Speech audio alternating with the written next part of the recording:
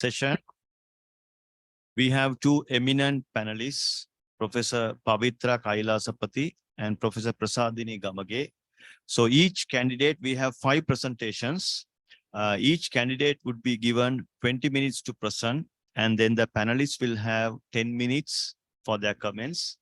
And as the chair, if I have to make a comment or make few comments, I will take the opportunity. If not, I will not. So this session will start at 2:30. We have just started and will go on till 4:30. The first presentation is the impact of telecommuting on work, family balance, mindfulness, and family supportive supervisory behavior by E. Rebecca. So I cordially invite Rebecca to come and make the presentation.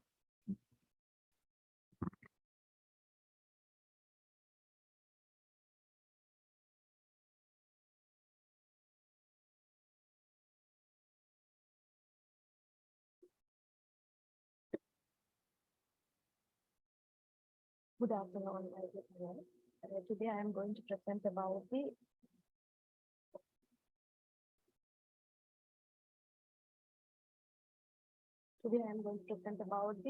impact of telecommuting on work-family balance of women teleworkers with the reference of mindfulness and family supportive supervisory behavior.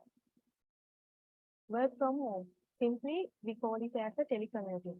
In Sri Lanka, except for the IT industry, this is a new concept. But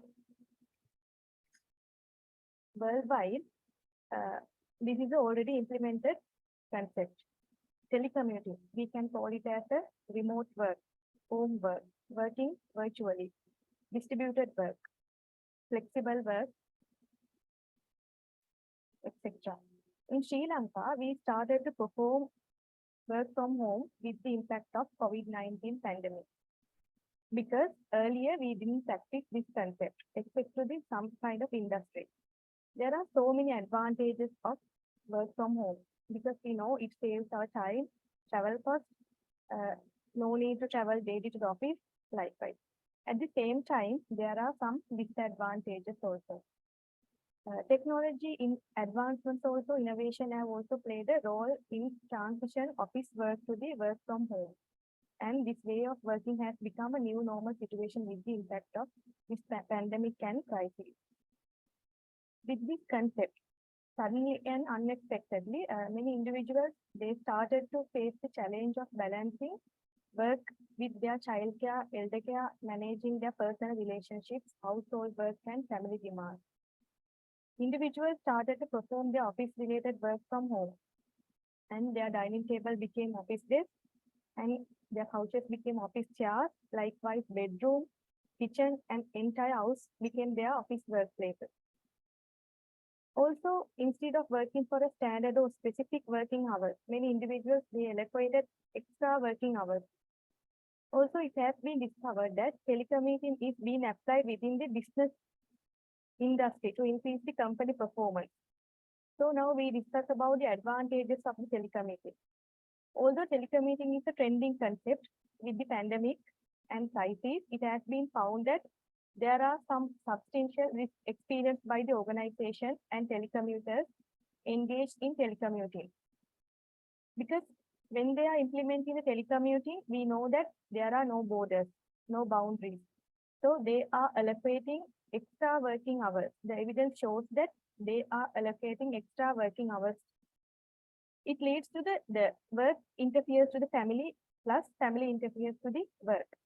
When it comes to the women employees, this has become a bigger challenge compared to men, because we know that they have a role, they have a different kind of role as a mother, wife, and child care responsibility. So now I come to my performance gap. With this background, I found that women employees, women telecommuters, they are facing the biggest challenge in balancing work and family while working as a telecommuter from home. So this is the simple situation. You can see that this is the how women employees performing their duties from home. The empirical gap of the study. we know that although the work-family balance is a well-documented concept, there is still much to learn about the work-family balance in relationship with the different work contexts, such as telecommuting. And it has been found that telecommuting leads to the conflicts between work and family. Also, researchers have found that there should be a personal and organizational factor linked to the work-family balance. Also, they have suggested that mindfulness, the meaning of the mindfulness, that it also shows that paying attention, the PIM also, they have included this mindfulness to their concept. It shows that how we are paying attention to the current situation. In additionally, when we are implementing the concept like telecommuting, working from home, there is no boss. So there should be a family supportive supervisory behavior. We should be supportive to balance our work and family.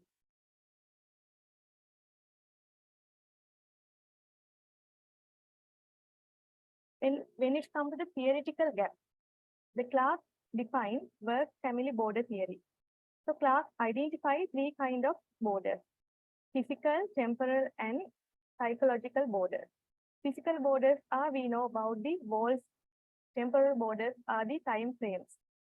Psychological borders are the self-created borders. So when we are performing our duties from home, we know that we do not have any physical borders. It means we are working from home, no boss. Also, we have to perform our duties plus family activities at the same time. So no any physical borders according to the class.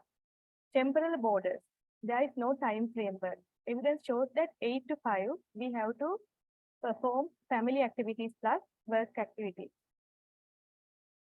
Now, what's the situation? Now we have to maintain psychologically created borders. Therefore, researchers interested in how telecommuters manage their work and family has become the important and nuanced area while working from home within the psychologically created borders. However, the work-family border theory does not address managing psychological borders while working from home. We know that when we are work from home, our spouse, our children, they have a easy access. Even though we are working inside the room, they know that their mindset says that, yes, my mother, my father, he or she is working inside the home. So easy access is there. So psychologically, we have to create the border since there are no physical and temporal borders. This is my theoretical gap. So you can see that picture, it shows that we are in the borderline environment, the yellow color environment, work domain, mixed family domain.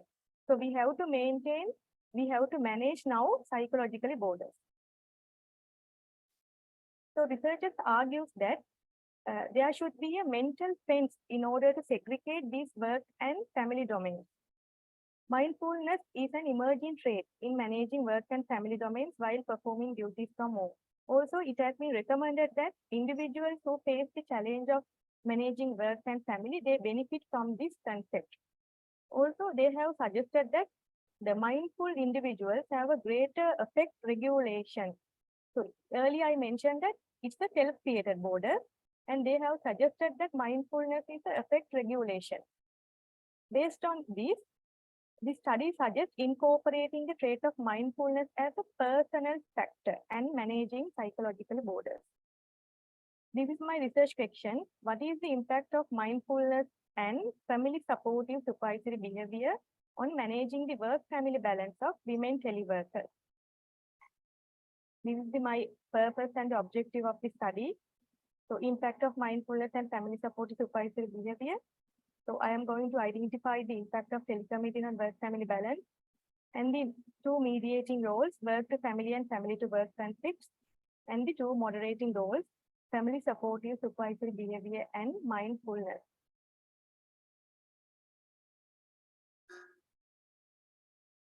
Managerial and empirical significance.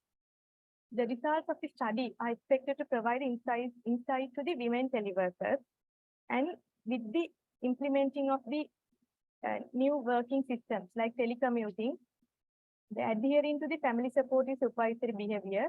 And in addition, the study incorporates the family supportive supervisory behavior as an organizational factor and supportive source Also, this study addressed the lack of empirical studies on the relationship between mindfulness and the work-family balance of women teleworkers. And the study brings focus on the managing psychological borders by incorporating the trait of mindfulness as a moderating role. And the literature, most of the literatures, they have limited to analyzing the unidirectional nature of the work-family conflict, which meaning they have tested work-to-family conflict or family-to-work conflict. But in this study, I have taken the two mediators, work-to-family conflict and family-to-work conflict, both mediated at one single platform. These are the hypotheses of my study. There are 11 hypotheses. And this is the conceptual framework. So you can see that telecommuting, how it is impact on the work-family balance through two mediators, work-to-family conflict and family-to-work conflict. My contribution is how mindfulness going to be impact on these relationships.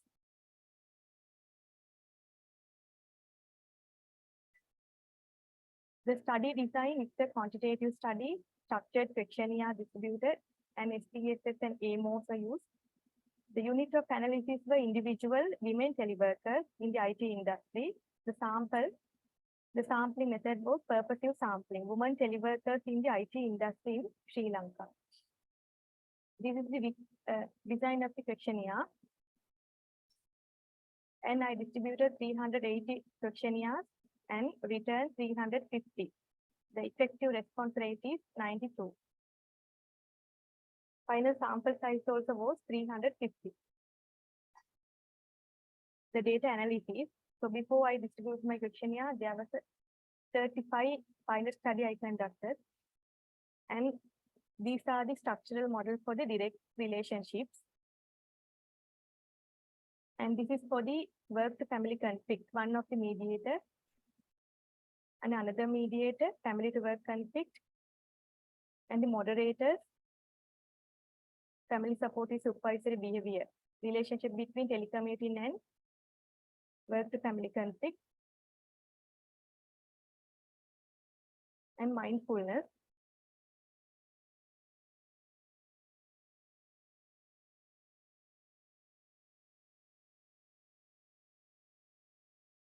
And these are the findings of the direct paths. All paths are supported.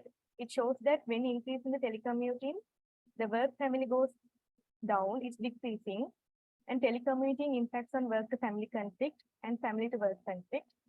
Also, work to family conflict impact on work family balance and family to work conflict impact on work family balance. These are the mediators. Mediators are partially mediated. And when we compared with the work to family conflict, it shows the beta value of the indirect part being higher than that of the direct part. It shows that the total effect is higher when the impact of telecommuting on the work family balance is mediated by the work to family conflict. So it shows that when we are implementing telecommuting from home, there is an impact work to family conflict than the family to work conflict, which meaning a work interferes to the family. And these are the moderators, how moderators work. As an example, the H7 first moderator, it shows that family support is supervisory behavior on telecommuting and work to family conflict. When it's only telecommuting, the below point shows that when there is a telecommuting to work to family conflict, the beta value is 0.754. It has been reduced up to minus 0.069. So there is an impact from the family supportive supervisory behavior. Also mindfulness, when it comes to the H9, it shows that work to family conflict and work family balance. There is a beta value 0.786. When there is a work to family conflict, it causes to reduce work family balance. But it has been reduced to 0.073. So significant, there is an impact from the mindfulness. It shows that if we are developing the trait of mindfulness, actually, as a women, we can balance our work and family life. These are the hypotheses how supported. So the extent of telecommuting impacts on work to family conflict. When we are work from home, there is a conflict. Definitely we have to face the conflict because the pressure of work related roles comes to the family domain. The first hypothesis. And the second one, the findings also shows that telecommuting helps to manage family needs through working from home. But by allocating time and energy, telecommuters also face the challenge of increasing pressure, more involvement in the family role. So the extent of telecommuting impacts on family to work conflict. Work to family conflict has an impact on work family balance. It has been found that when there is a work to family conflict, it causes work family imbalance. Researchers also shows that the kind of conflict that arises when an individual allocates more time to work-related activities, which causes conflicts with family-related activities. Because Clark also shows that, he also mentioned that since we do not have physical borders, there is a conflict from work to family. And other mediated family to work conflict, it also shows that when we are implementing, there is a conflict from family to work conflict. Also, this is the how family support is supervisory behavior. Researchers argues that when we are implementing the telecommuting, the supervisor should be supportive. He is a kind of gatekeeper. He shouldn't call, and every time he should understand that yes, my employee, he or she is as a family. And the mindfulness. So if we are maintaining the mindfulness, since it's a self-created border, we can manage the work and family balance.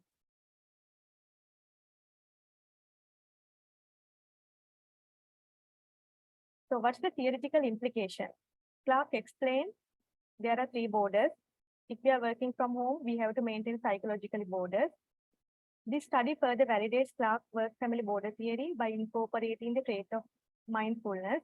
Also contributed to the literature on telecommuting by incorporating trait of mindfulness and enriched literature on work-family balance of women telecommuters. In addition, prior studies have recommended to investigate the impact of family supportive supervisory behavior in different contexts. In the women teleworkers also, it confirms that we need family supportive supervisory behavior. And most of the available literature researchers, they have investigated only unidirectional nature of the work-family conflict. But in this study, I have investigated two work-to-family conflict and family-to-work conflict, and it contributes to the available literature.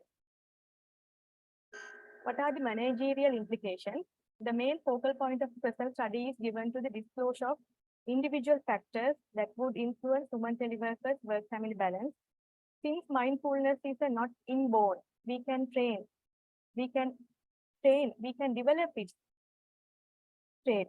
So we can develop in the professional organizations and other organizations, they can develop this concept. Also, we know that population of women employees are rapidly increasing. So there is a need to develop this concept. This study would help to bring the optimum practice of telecommuting and better results in adapting to the new way of working system. Also, need for new working policies. We know that available policies and procedures in the organization are maybe outdated. With the new practices, there is a need to update these practices and implementing family supportive supervisory behavior. How to manage work and family while working from home. And at the same time, supervisor, they must perform their duties relating to the managerial function also. Also, the study addressed the lack of empirical studies on the relationship between mindfulness for managing work and family balance. The limitation is the population of the study is the women teleworkers of the IT industry. However, using the population of men and women, the future researchers, they can identify the difference between gender and the impact. And the trait of mindfulness, since it's a personal factor, there may be other factors. Also, the present study, the mediation effect of work to family conflict and family to work conflict is partial. So there may be other factors also. In conclusion, the study further validates Clark's work family border theory and identified mindfulness as a trait for managing psychologically borders. And there is a mediating impact. Work to family conflict and family to work conflict. Also, since there is no borders between work and family, there should be family supportive supervisory behavior. Then the leadership, organizational factor.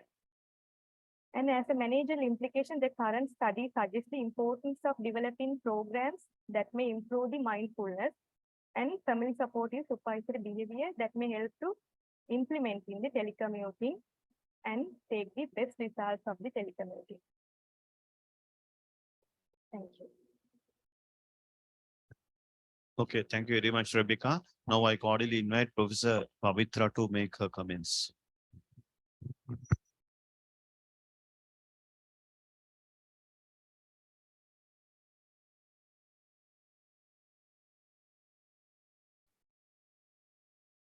Thank you, Rebecca. So my comments are based on the paper that we received from you, plus some of the points from the presentation. I will make my comments. In terms of your presentation, you kept to time. So thank you very much to keeping to time. I think certain things were a bit more detailed and better in your presentation than in the paper. You need to be mindful of spelling like Clark, and you are citing Clark as one of the seminal papers for the theory. In a couple of slides, you have misspelled Clark's name as C-L-E-R-K, not C-L-A-R-K. So you need to be careful.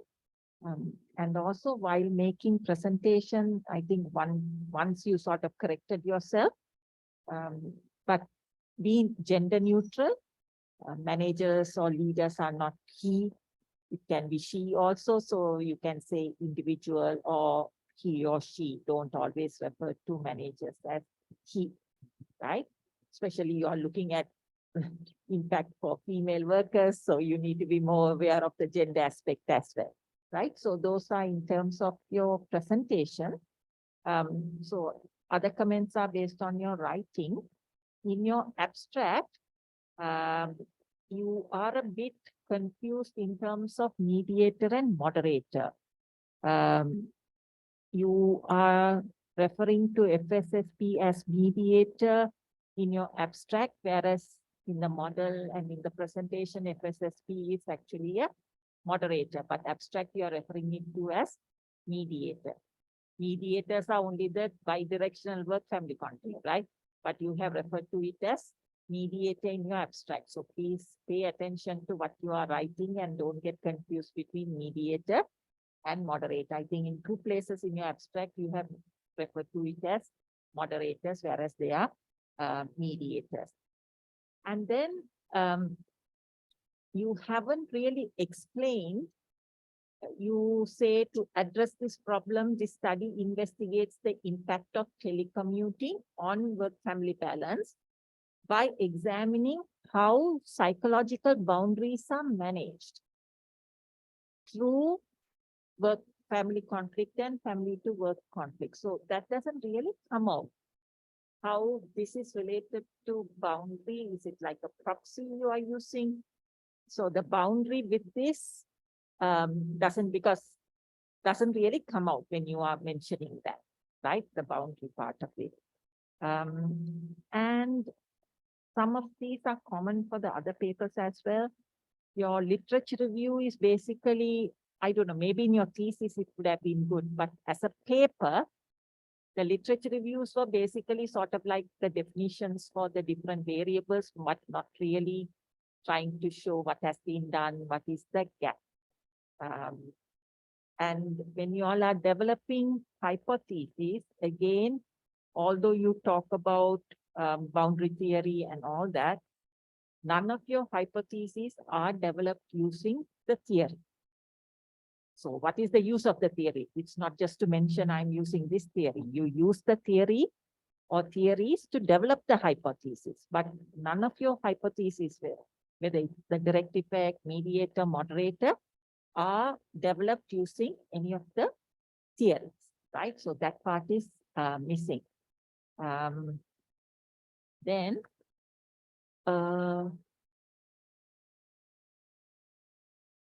also your moderator hypothesis, it just says it will moderate, but you don't show how it will moderate. Part of the hypothesis, you have to say it will moderate such that when FSSP is high, this is what will happen. When FSSP is low, what the relationship will be like. Those also need to be mentioned in the hypothesis, as well as when you are developing the argument for the hypothesis, you need to mention, right? Then just give me a few minutes, I will finish off. Yeah. Then the argument, although you have hypothesis, you have built up, you have a hypothesis for moderation, the arguments are sort of look for direct relationship. You get my point. You just say, you know, mindfulness has these type of impacts on, this is what they have found. Therefore, I'm proposing a moderator. That's not how you develop a moderator hypothesis. You need to show how mindfulness will impact the relationship between work-family conflict and work-life balance. That relationship, how it will impact. No, that's not analysis. I'm talking about your conceptualization. Analysis is different. No, that is just testing it. But you need to build up the argument to show why you say mindfulness will have an impact and what all that has to be built. You just give past empirical evidences for various direct relationship, but you don't build that argument for moderator. Otherwise, how can you suddenly just propose those relationships, right? And I would like to know from whose measures you took for work-life balance, work-family conflict, and family. What measures did you, whose measures did you take in operationalization? It's not there in your presentation, nor in your paper. Sorry.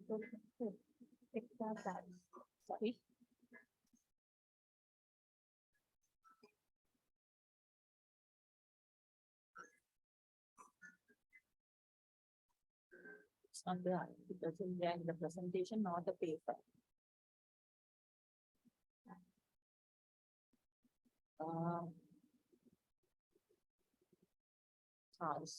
Okay. I'm not sure whether you are aware, the definition of work-life balance has since moved. Originally, they said not having conflict is balance. Then they mentioned balance is 50-50, half and all that.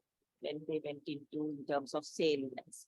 Now it's more like harmony and all that. So I wasn't clear how you defined it because appropriate measure has to be taken for balance based on that, because yours is the way your model, it seems like the initial era where no conflict or more conflict leads to, because now research has moved on from that perspective of work-life balance, whereas you are not current.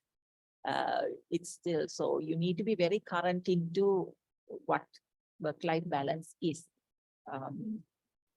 Okay. Okay, I'll stop with that for now. What I can do is I can email you my comments. Yeah, now I cordially invite Professor Prasadini to make her comments. Thank you, Doctor. Thank you, Rebecca, for your comprehensive presentation. I do agree with all the comments given by Professor Kailasapati. First of all, let me speak about the positive side of your research. You have chosen timely important area and also tested at master's level a complicated model. I highly appreciate it. And also you completed your presentation on time. Let me give, other than what Professor has mentioned, few constructive comments. You have already completed your research. Now you can't reverse, but anyway, for your future purposes, you can take all these things as positive comments.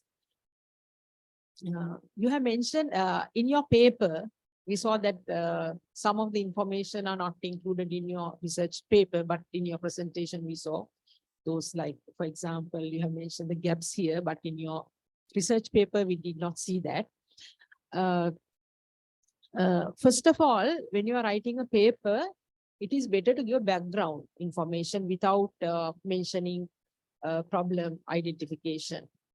Then reader can understand about your variables. Likewise, the other thing, when it comes to the problem statement, we know that it's a burning issue during this period, especially during the pandemic period, work from home, then now it affects work-life balance. But the thing is, under your problem statement, Rebecca, you had to give a strong justification by providing evidence, right? That part is missing. I did not see that in your paper, also here. And also when it comes to justifying your sample, you have taken females, but you have to give us justification for that, why you've taken especially female employees for that.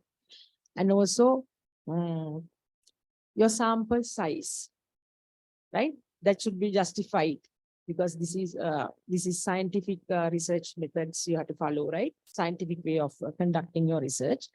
And also you have to give the working definition. That is also not in your paper. And you have mentioned, you have given all the data analysis result without explanation. You have to explain those things, otherwise reader can't understand. And also, under your discussion part, you have done a comparison between your findings and the previously findings in the previous research as well. But it is better if you are able to mention about the recently done studies, right? Rather than mentioning bit obsolete studies. And also finally, in your paper, it's better if you are able to include the conclusion, limitations, as well as research future suggestions for the future researchers. That is missing, but in a paper, you have to mention all those things. I'm sure that in your research, you have included all those things, but in your paper also, you have to mention all those things. Those are my observations. Thank you very much. Wish you good luck. Thank you, Professor. I'll make few comments. Just suppose if you want to proceed with a similar topic for your PhD or to further expand this for a journal article or whatever, I'll make some of my comments. First, now your target segment is women. Am I right? Yeah, but your topic doesn't reflect anything. Right, I thought that this is in general, and when I read this only, I understood. So whatever, mindfulness and family supportive supervisory behavior for women in IT industry, something like that. Then also, as Professor correctly mentioned, Sylvester Clark, former West Indies fast bowler, CLARK. This CLERK is Lipikaru Clark. So be careful. Then also, I saw a very positive thing, that is, you have taken some evidence from daily FT as well. Not only, without going purely from empirical research or evidence, daily FT. So that shows some relationship to the corporate sector. That is a good point. And then other one is, now, how did you include moderating and mediating effects in your objective? Right? Under your objectives, without literature, because objectives come before literature review. So did you go with a predetermined mind or? The literature support. Okay. Okay. So with that support only you did that. Yes. Okay. But normally you have to look for literature and then you have to take them from literature and then develop the hypothesis and various other things, conceptual framework. So just think about that, right? As an independent person, I'm just thinking, right? And then other one is, now, some of the literature you have taken 2006-8, but the context is difficult, or right? Also different. COVID scenario.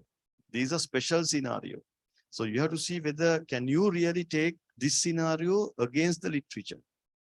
Probably you would have looked for similar literature under pandemic or epidemic situations. Right? So think about these things, right? And then finally, managerial implications. Now your sector is IT. Now managerial implications, how do you link this? Or say how do you explain these managerial implications without mentioning anything about the rationalization or significance of what under that? As an example, you have said this implies the importance of developing mindfulness and suggests that organizations, training institutions, and counselors can focus on strengthening this trait by implementing. Do you think that these things matter for Virtusa and HCNID and all that? Did you get the point? So think from that perspective. And then link that from the outset. How are you going to address this in the IT sector in real managerial aspects? And then do the analysis, develop the questionnaire, do the analysis, and then stemming from that, you make the recommendations for the corporate sector. Right? Otherwise, if I ask you to make a publication in daily FT for the corporate sector, IT industry, they will not take this into consideration. No. So think about these things. Thank you very much. All the best. Next presentation, the effect of motivation on the intention of user mobile payments, the role of intrinsic motivation, extrinsic motivation by, has Satsani come? No, okay. So she's on the way. We'll move to the next one, reverse mentoring and work engagement, effect of knowledge sharing by MDR Harshini.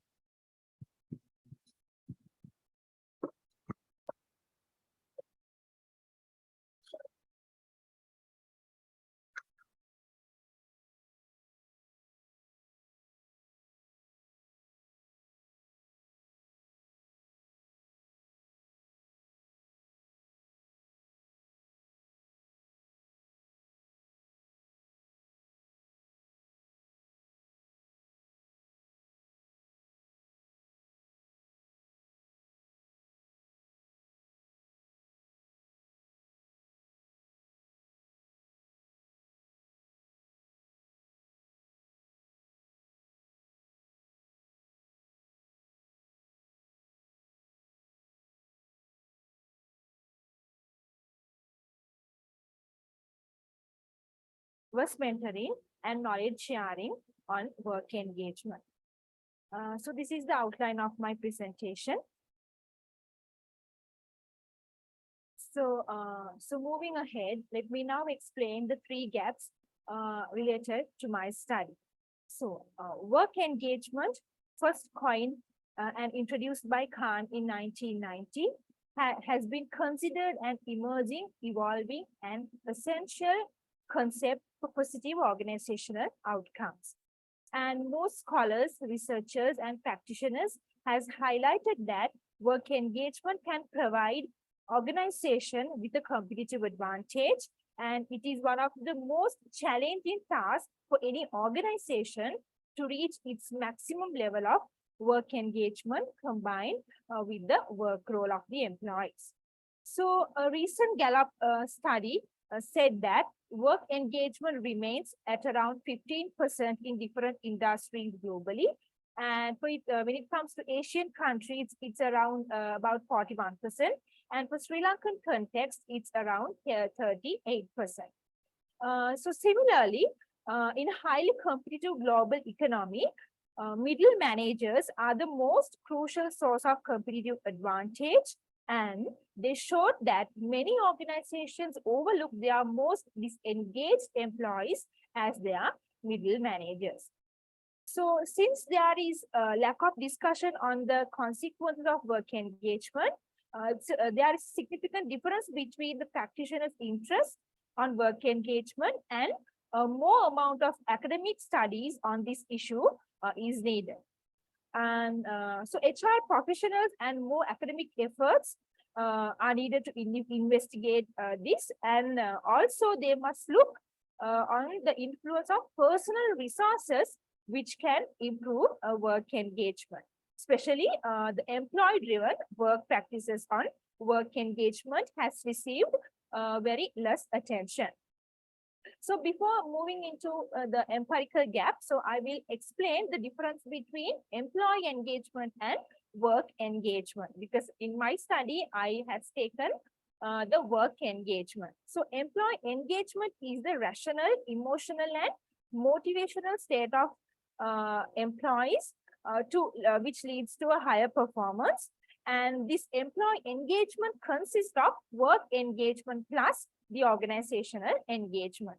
So when it comes to specifically work engagement, it refers to positive, complete, filling work-related state of mind with vigor, dedication, and absorption. And also, it is the genuine attachment of employees to their work role in the organization. So now let me explain empirical gap of the study. So how to effectively promote this work engagement become one of a critical issue for most of the organizations and in studies and practice. So in such a context, the need for a sustainable employee-driven intervention that can increase work engagement is needed. So in this study, I am proposing reverse mentoring as an employee-driven job resource, which will improve the work engagement. So when it comes to the reverse mentoring, so it's the reversing part of mentoring. So in the reverse mentoring relationship, the senior, there are two people, senior person and a junior person. In a reverse mentor relationship, junior person mentors the senior person. So when it comes to reverse mentoring, it's always it's a two-way knowledge sharing and commitment and mutual learning among these two parties. So previous studies has revealed that reverse mentoring as a typical job resource component can affect and can influence on professional skills, career development, and work engagement on both mentor and the mentee.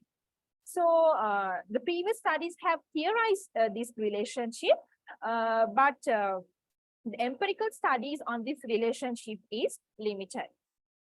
And when it comes to the theoretical gap, the term work engagement comes under the job demand resource theory.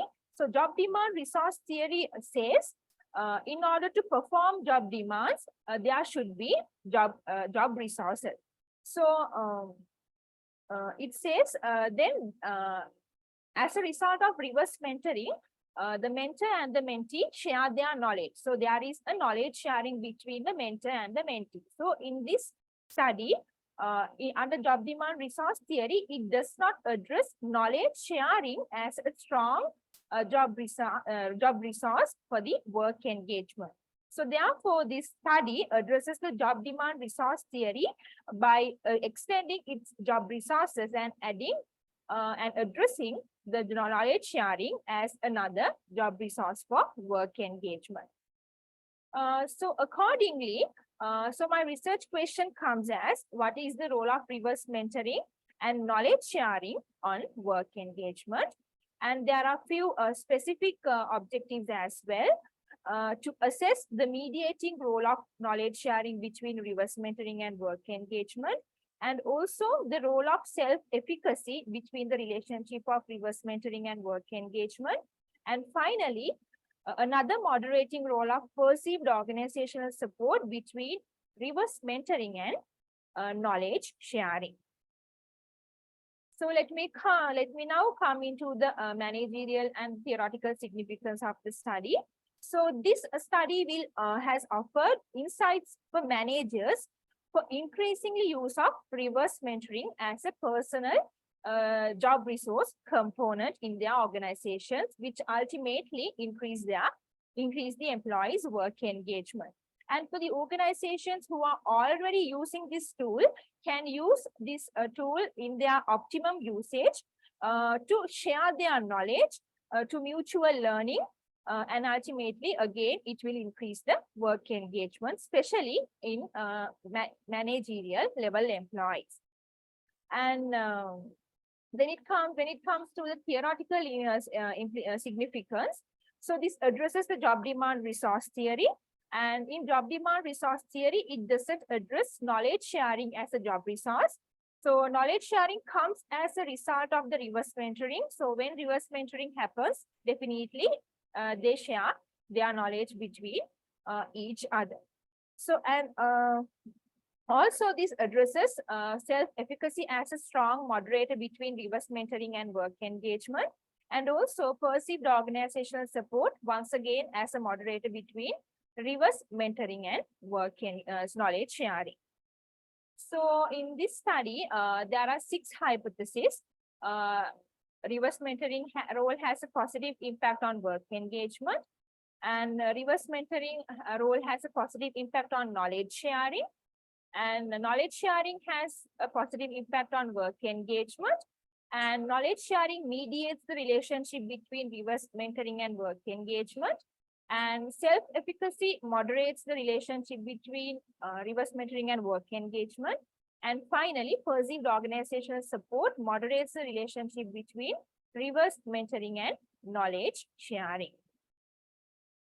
So this is the conceptual framework. So this explains the relationship between reverse mentoring, work engagement, knowledge sharing, self-efficacy, and perceived organizational support.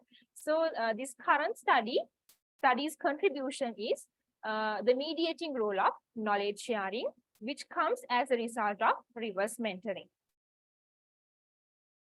So when it comes to the methodology, so this is a quantitative, a cross-sectional study. A self-administrative questionnaire was used as the survey instrument, and data was analyzed through SPSS and AMOS. And the unit of analysis is individual level, individual middle-level managers in multinational organizations, Sri Lanka. So the population was middle-level managerial employees who are engaged in a reverse mentoring relationship. So the sample size was 350. Convenience and purposive sampling was used. So this is the breakdown of the questionnaire. Altogether, there were 45 questions, and the response rate was 85%, 85.7%. And so before conducting the analysis, a pilot study was conducted for 30 respondents, and it was analyzed through SPSS. And so this is the result of standard factor loading, convex alpha, and composite reliability, and AV estimates of these 5 variables. And this validity assessment has used, reliability assessment used as to estimates the other variables. And common method bias and test for non-response bias has conducted. And these are the results of model fit indices. And so there was 4 structural models for the study. So the first structural model explains the relationship between reverse mentoring and work engagement. The second model was to test the mediating role of knowledge sharing. The third model was to test the moderating role of self-efficacy between reverse mentoring and work engagement. And the final model was to test the moderating role of perceived organizational support between reverse mentoring and knowledge sharing. So, these are the results of direct parts of the study. So all the parts were accepted and supported. And the moderating part and the mediation part also accepted. There were a partial mediation of knowledge sharing between reverse mentoring and work engagement. So when it comes to the discussion, so there were 6 hypotheses. So accordingly, by taking the insights from the previous studies and the analysis results, these results align with the previous studies, and it indicates there is a positive relationship between and a significant relationship between reverse mentoring and work engagement. And as the second hypothesis, once again, it indicates a positive and a significant relationship between reverse mentoring and knowledge sharing. And as the third hypothesis, it says knowledge sharing has a positive impact on work engagement. And with the previous studies and with the current results, once again, it validates that when middle managers attempt to share their knowledge through reverse mentoring relationship, it tends to increase their work engagement with the to complete their assigned work role. And as the fourth hypothesis, knowledge sharing mediates the relationship between reverse mentoring and work engagement. So if knowledge sharing exists through reverse mentoring, then the work engagement will increase of middle managers of the employees. And the fifth hypothesis described the moderating role of self-efficacy. So it suggests that more self-efficacy within the individuals will motivate the individuals to utilize their full capacity to engage with their work role. And the final hypothesis is the moderating role of perceived organizational support, which says it significantly impacted on the relationship between reverse mentoring and knowledge sharing. And when it comes to theoretical implications, so this study addressed the job demand resource theory, where it addresses knowledge sharing as a strong job resource to perform the job demands, to perform the work engagement. And also it addresses self-efficacy as a strong moderator between reverse mentoring and work engagement. And finally, perceived organizational support as again a strong moderator between reverse mentoring and knowledge sharing. So when it comes to managerial implications, managers can use this reverse mentoring tool as an interpersonal job resource to increase knowledge sharing, mutual learning, and ultimately, finally, work engagement. And also this can be used to share knowledge between hierarchical levels and also share knowledge between different generations in the organization. So when the knowledge exchange, knowledge sharing happens, it will helpful to perform their duties well. And when it comes to the limitations, so the convenience sampling method was used. So then sometimes it may come into various biases when using convenience sampling method.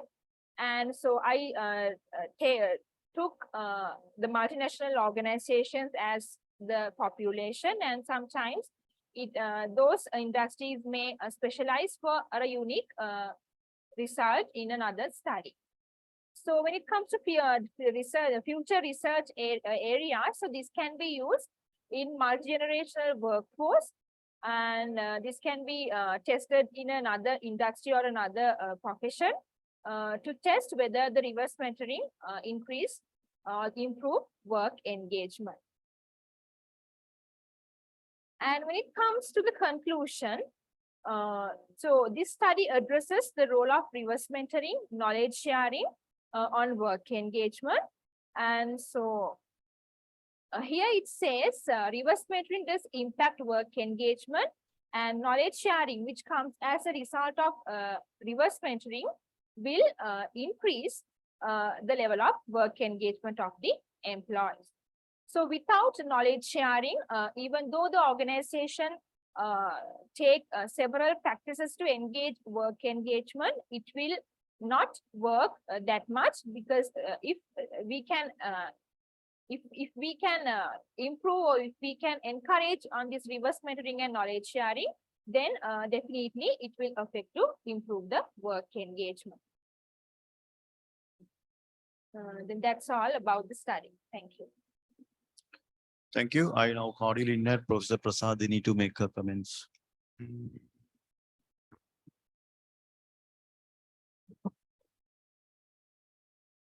Thank you, Doctor. Thank you, Rasika, for your comprehensive presentation. And once again, with regard to your presentation, it's very clear, and even you completed it on time. First, let me speak about the positive side of your research work. You have done a good job. And actually, reverse mentoring is actually a new concept. Especially, it became very important during the pandemic season. You know, the seniors, they are not very much familiar with technology. Then they were forced to get advisors' help from the technocrats. the young people. So for your sample, you have taken middle-level managers from multinational companies. But Rasika, you have not mentioned that in your research topic. It is better if you can mention, right? Evidence from middle-level managers from multinational companies. Likewise, you can incorporate that into the topic. And actually, what you have discussed here or presented here, sometimes it's different from the paper. I believe that it was limited to 3,500 words. Is it? Yeah, yeah. Yeah, that may be the reason. Again, right, it is better to start your research paper with the background information. You have given some information about the problem to justify the problem by taking into consideration evidence from Gallup survey and all. Right, okay. Then again, I have to say under the literature survey part, you have just mentioned, you have given the definitions and mentioned the variables without showing the link, right, under the paper. But you should have done that under your thesis. But according to the paper, it's not there, especially to identify the research gaps. And you have selected middle-level managers, and you have mentioned in your presentation that you have selected them based on whether they are doing mentoring. Yeah. How did you Because, select them? So I checked for organizations who are practicing this and chosen who are engaged with this technique already in a relationship. We was mentoring relationship. So already multinationals are practicing this. So in that organization who are already engaged with this technique has chosen. Okay. Then how did you select the multinational? That is also not clearly mentioned in your report, your paper. Yeah. So I taken it because this is for knowledge sharing. Therefore, I didn't mention it. Knowledge workers and knowledge sharing is very much important for multinational organizations. It was cited in one article. So knowledge is much important for them than other organizations. So therefore, that's why I chosen multinational. Okay. Because they are competing globally. Therefore, knowledge is important for them more than others. Right. You have taken a different type of multinational without limiting to a particular area. No, yes, different type. Right. Okay. Right. Another thing you have to explain is statistical results you have included in the paper, but without giving explanation, just tables. Right. Okay. And also your references are limited to 15, but according to the CIPM, your PIM guidelines, there must be at least 20, right? That is also another issue. Right, okay. Thank you very much, Rasika. Wish you good luck. Thank you. Thank you, Professor Prasadini. Now I cordially invite Professor Pavitra to make her comments. Thank you. It's always hard to go as the second person, no? The first person or the last person always says. Thank you, Harshini. Can you just go to the slide? Maybe to my hearing problem. What was your sample size? 350. So for 350, the paper says 340. That's what I thought. My hearing was a problem. In your paper, you have, and the abstract, you say 340, but I heard you say 350. So which is correct? 340.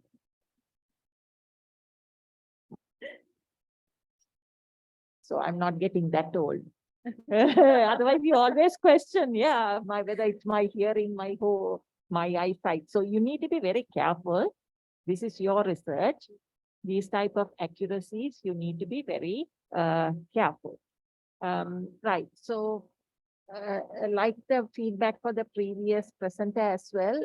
I mean, I think as master's research, you all have done in terms of sample size, the methods you have used, those type of, and the model itself, those are also good, all okay. But the way you all write the paper is where the issue is, like I said, for the previous person as well. And like what you have pointed out, I mean, they might have given you a template, but in the template, you all should know what are the important things to include. Because for literature review, you all have read enough papers to know how journal articles are written. So, and for me, one of the main things that I saw as a drawback in all the papers that I read are, you all are just mentioning these are the theory, whether it's JDR or whatever the theory, but you all are not using the theory to build your arguments for the hypothesis. So you really don't see the theoretical framework. So just present various empirical evidence and then arrive at it without using the theory. And my other issue, like I pointed out to the previous person also,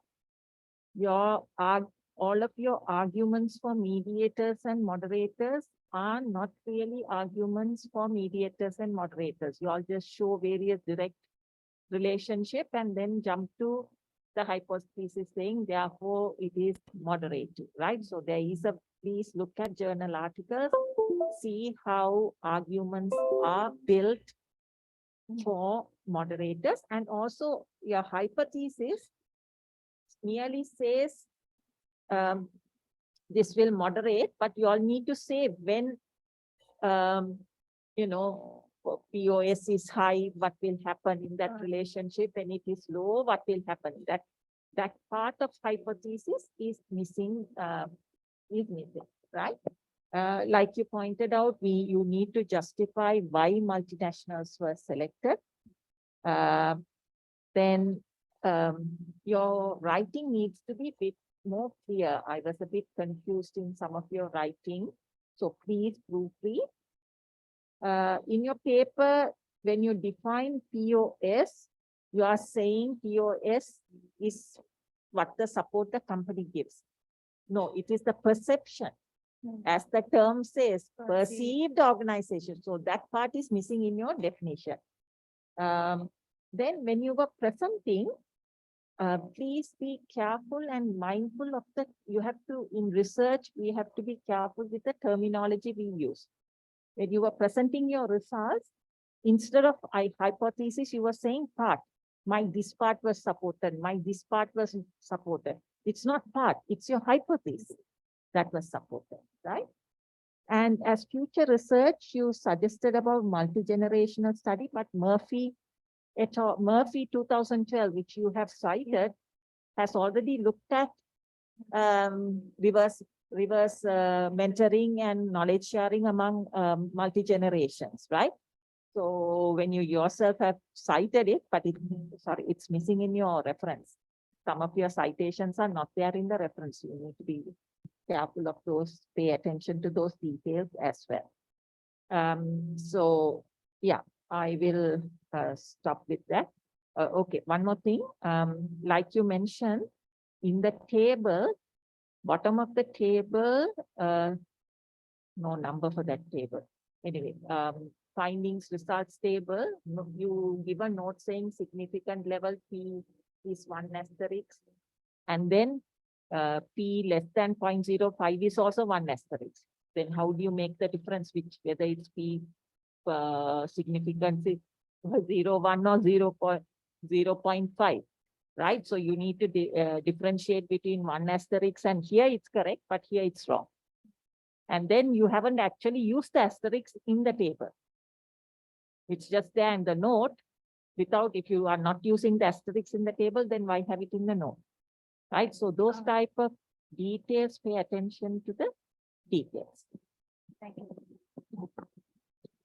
Thank you, professors. Good presentation. I'll give you some few points because for your information, based on these dissertations, research, you can send your article for our SLJ. Most probably in June, it would be a ranked journal, right? We have applied for that under Scopus. So you can send your articles because you have used Smart PLS and AMOS, so they can be published with a little bit of polishing and also addressing these gaps these learned professors have mentioned now. With those comments. Now, I will give you some few comments, right? Good that you have chosen multinationals, because in state sector, no reverse mentoring. They go purely by the seniority. Then other one is in your abstract, you have said purposive judgmental sampling, but in your presentation, you said convenience sampling. What is the method that you used? No, it has to be purposive because you have to select. You said that I went there, selected. So, right. So just think about that. Then also work engagement. As per my knowledge, 3 dimensions, right? Cognitive, emotional, and physical. So this part is about physical. So did you cover physical and cognitive and emotional, or how did that work? No, not only physical. Physical. Yeah, Okay. not So then cognitive. it's some kind of a under scope or somewhere you have to mention this. Then also this JDR, is it a theory or a model? Comes as a model also. Theory and a model, yes. There is a model also, but in some studies, it uses as a theory. Okay. So that's the You thing. get So model, yes. It's yeah, common. so just think about that. And then finally, you said that multinationals are concerned about knowledge sharing, Yeah. but I don't think so in real terms. They are more worried about the profits and the bottom line. So then how do you show significance into this?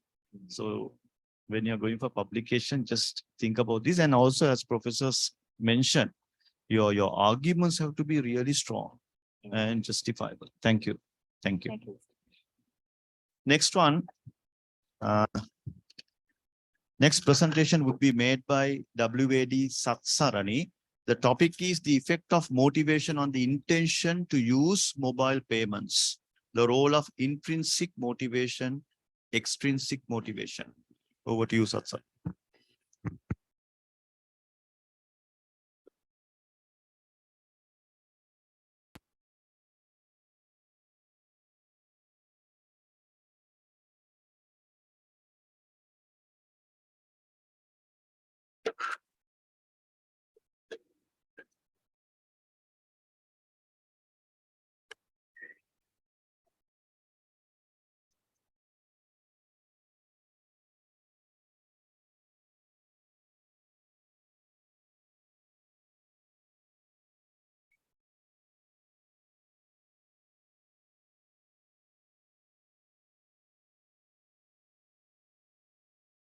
Good evening, my dear panelists and my dear colleagues. Today I'm going to present my research paper on the effect of motivation on the intention to use mobile payments, the role of extrinsic motivation and intrinsic motivation. And this is the outline of the presentation.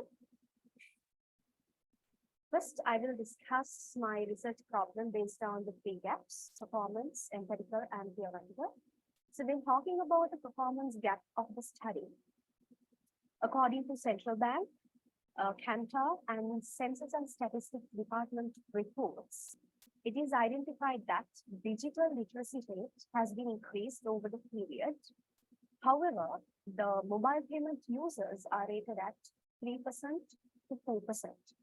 But in other articles relating to mobile payments, it has identified and it has predicted that there is a huge growth in the consumer traction to the mobile payments. However, even though this digital literacy rate is increasing, the mobile payment, the users of mobile payments are at a lower level. So this current study will examine how motivation may influence on the mobile payment intention, and also to understand why people are reluctant or not shifting towards mobile payments.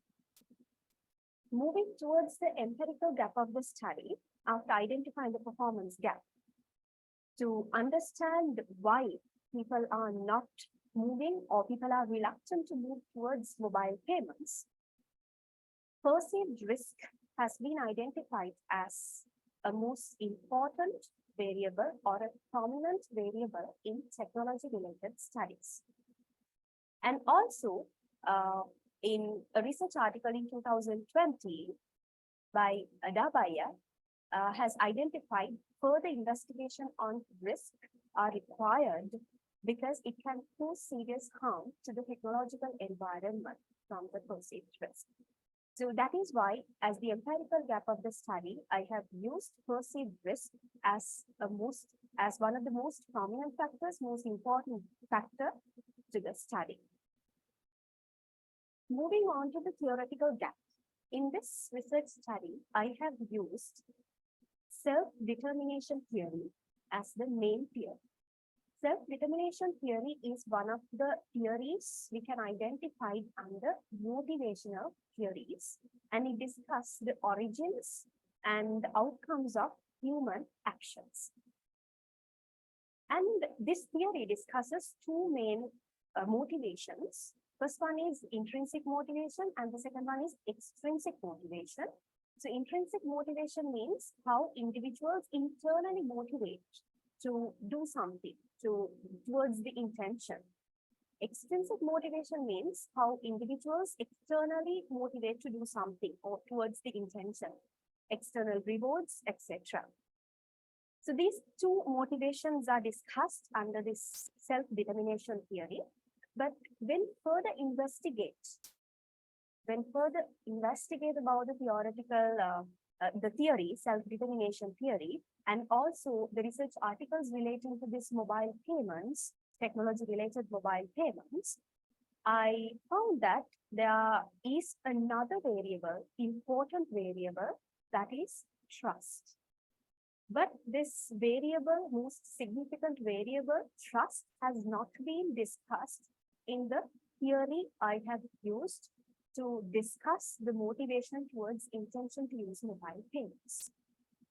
That is my theoretical gap, and I have identified this gap, and I have used another theory to fill this gap, that is trust transfer theory.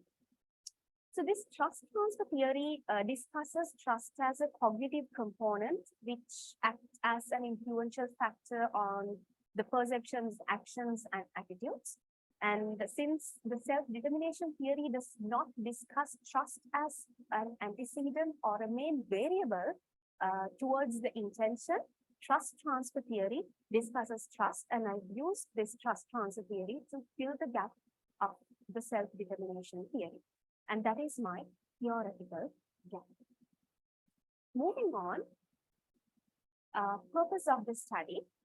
So according to the technology-related mobile payments and other technology-related articles, I have noticed that scholars have focused on technology acceptance and rejections, not specifically the motivation.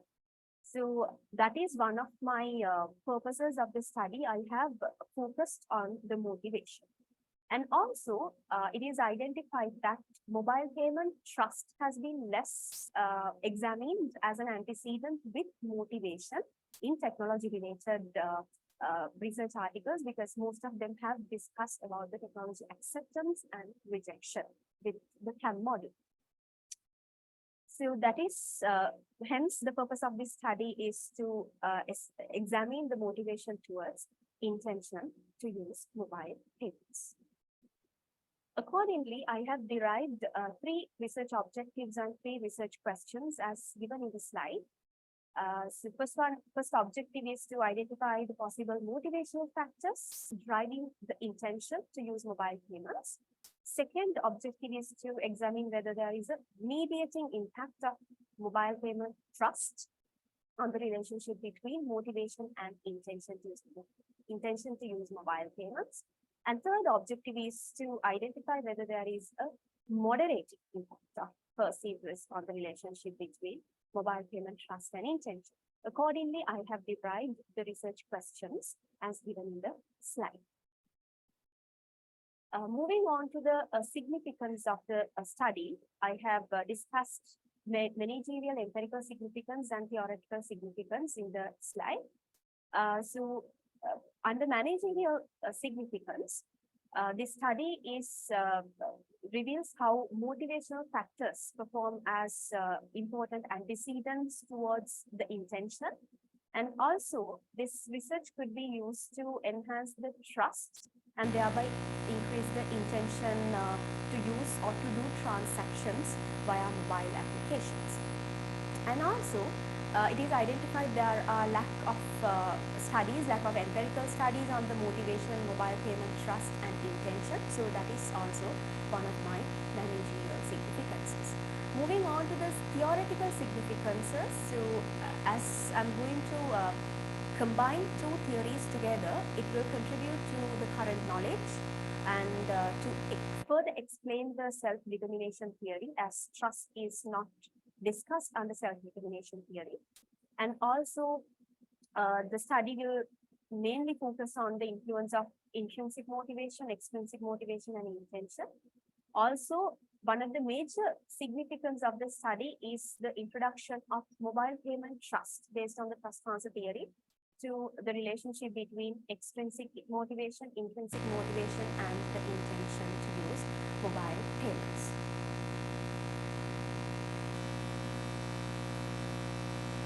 Moving on to the hypotheses, accordingly I have derived 8 hypotheses. First one is intrinsic motivation will impact on intention to use mobile payments. So according to the self-determination theory and according to the previous studies, was found to be a positively related factor to the intention. And the second hypothesis is extrinsic motivation will impact. Extrinsic means the external motivational factors that leads to an intention. So in previous studies, again it discusses extrinsic motivation upsurge the consumer's intention. And there is a positive relationship between extrinsic motivation and intention. Then my third hypothesis is mobile payment trust will impact on the intention to use mobile payments. So according to previous studies, it has examined that trust and intention. Also, previous scholars have identified that trust as a mediating variable in the model of perceived usefulness, perceived ease of use and intention. So these variables are conceptualizations of intrinsic motivation and extrinsic motivation. So this mediating role has been discussed earlier. Then my next hypothesis is intrinsic motivation will impact on mobile payment trust. So this is also another this has been discussed in previous studies, and there is a relationship between intrinsic motivation and mobile payment trust. Next, fifth hypothesis is extrinsic motivation will impact mobile payment trust. So as I discussed in the previous hypothesis, as intrinsic motivation, this is about extrinsic motivation, and the previous studies have discussed perceived usefulness has a positive relationship with trust. So scholars have conceptualized extrinsic motivation as perceived usefulness in literature. And sixth hypothesis is intrinsic motivation on intrinsic with mobile payments mediates by the mobile payment trust. So intrinsic motivation and intention has a mediation, mobile payment trust acts as a mediation role in the relationship of intrinsic and intention use mobile payments. And this also has been established, discussed in previous articles. Seventh hypothesis is extrinsic motivation on the intention to use mobile payments mediated by the mobile payment trust. Again, previous scholars have discussed that mobile payment trust is acting on perceived usefulness with a positive correlation. So it shows that there is a relationship and it acts as a mediating variable. And my final hypothesis is mobile payment trust on intention to use mobile payments moderates by the perceived risk, my empirical gap of the study, the perceived risk. And perceived risk has been identified as a negative variable, and it has a negative relationship on the intention to use mobile payments. And perceived risk has been discussed as a moderating variable in previous studies. So this is my conceptual framework. Intrinsic, extrinsic acts as the independent variables. Then mobile payment trust is the mediator. Intention to use mobile payments, the dependent variable, and perceived risk acts as the moderating variable on the relationship between trust and intention. Moving on to the methodology of the study. So this is a descriptive study with quantitative approach, and a structured questionnaire has been used. And I've used a structured equation modeling as the data analysis for the data analysis. And unit of analysis is individual. And specifically, I've used individual mobile payment users, and I've distributed 200 questionnaires. And the sampling method is purposive sampling. Why I've used purposive sampling? Because I wanted to filter the respondents who are actually engaged with mobile payments. So I used one question: do you use mobile payments? So based on that, I filtered the mobile payment users. And this is the questionnaire development. Accordingly, as I mentioned earlier, I've distributed 400 questionnaires, and the number of questionnaires considered to the analysis is 342. That means I have effective 91% of effective response rate. Moving on, before I do the main analysis, I did a pilot study involving 50 respondents, and the feedback about validity and reliability was accepted. And then I did the test for common bias and non-response bias tests. And all the bias tests, common method bias test and the non-response bias tests were satisfied. Then this is about the tests for multivariate assumptions. So first I did the normality test. So all the items or the statistic value for all the items were between -3 and +3. Then test for linearity and homoscedasticity was conducted. And all the scatter plots, PP plots were linear. Then finally, the test for multicollinearity was conducted, and the correlation coefficient values were less than 0.9. That means no multicollinearity issues were recorded. Then under the test for unidimensionality, I did the exploratory factor analysis and used the principal component analysis. And also, right, then moving on to the convergent validity, discriminant validity, and Cronbach alpha, all tests were satisfied. And these were the results I've got. Cronbach alpha greater than 0.7. And this is the direct path, the structural model direct path. So as you can see, the Siemens divided by DF value is 3.8922. So that means it has a moderate fit, and almost all the incremental and parsimonial values are closer to 0.9. And accordingly, the direct path results came like this. The p-value is less than 0.05. So all the hypotheses were accepted. And then I did the mediation and moderation effects. So I have two mediations. This is the first mediation, and effect of mobile payment trust on the relationship between intrinsic motivation and intention. So Siemens divided by DF value is 1.856. So it is also less than 3. So it has a good fit.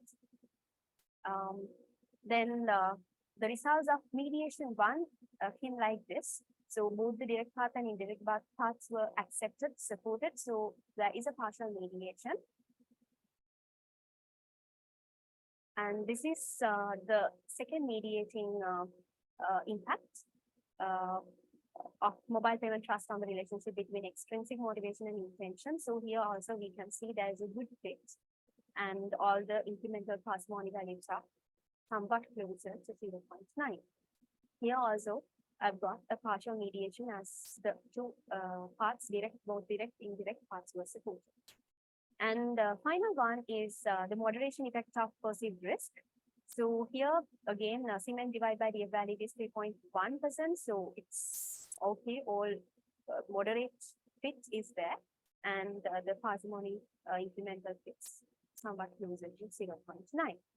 And as you all can see, the beta value is negative. So there is a negative relationship of perceived risk on the relationship between trust and intention. So, since the p-value is less than 0.05, the decision is supported. So the hypothesis is accepted. Moving on to the discussion. So my first objective is impact of the intrinsic and extrinsic motivation on the intensity of mobile payment. So according to the results, according to the analysis, it was identified that there is a significant positive impact of intrinsic motivation on the intention to use mobile payments. And also this has been discussed in previous studies, and it proves that there is a positive relationship. Also, it is same for the extrinsic motivation and intention. So previous studies have discussed the same relationship as I've got for my study. Next is the mediating impact of mobile payment trust on the relationship between intrinsic and intention to use mobile payments. So again, it is revealed that there is a positive impact of trust towards intention. And also previous studies conducted relating to the trust and intention, they have also identified that there is a positive relationship, and also there is a partial mediation of mobile payment trust on the intrinsic motivation and intention. Then next we have mediating impact of mobile payment trust on the relationship between extrinsic motivation and intention to use mobile payments. So according to the analysis, it is identified that there is a positive, significant positive relationship between trust, extrinsic motivation and trust. And then previous studies also have discussed the same, and also the mediating impact was discussed in previous studies. And then the final one is the moderating impact of perceived risk on the relationship between trust, mobile payment trust and intention. So risk was identified as a significant negative variable. So in my study also, the results were negative, and previous studies also have discussed the same. And moving on to the theoretical. Time is up, Satsarani. We have to stick to the time limit. So I cordially invite Professor Pavitra to make her comments.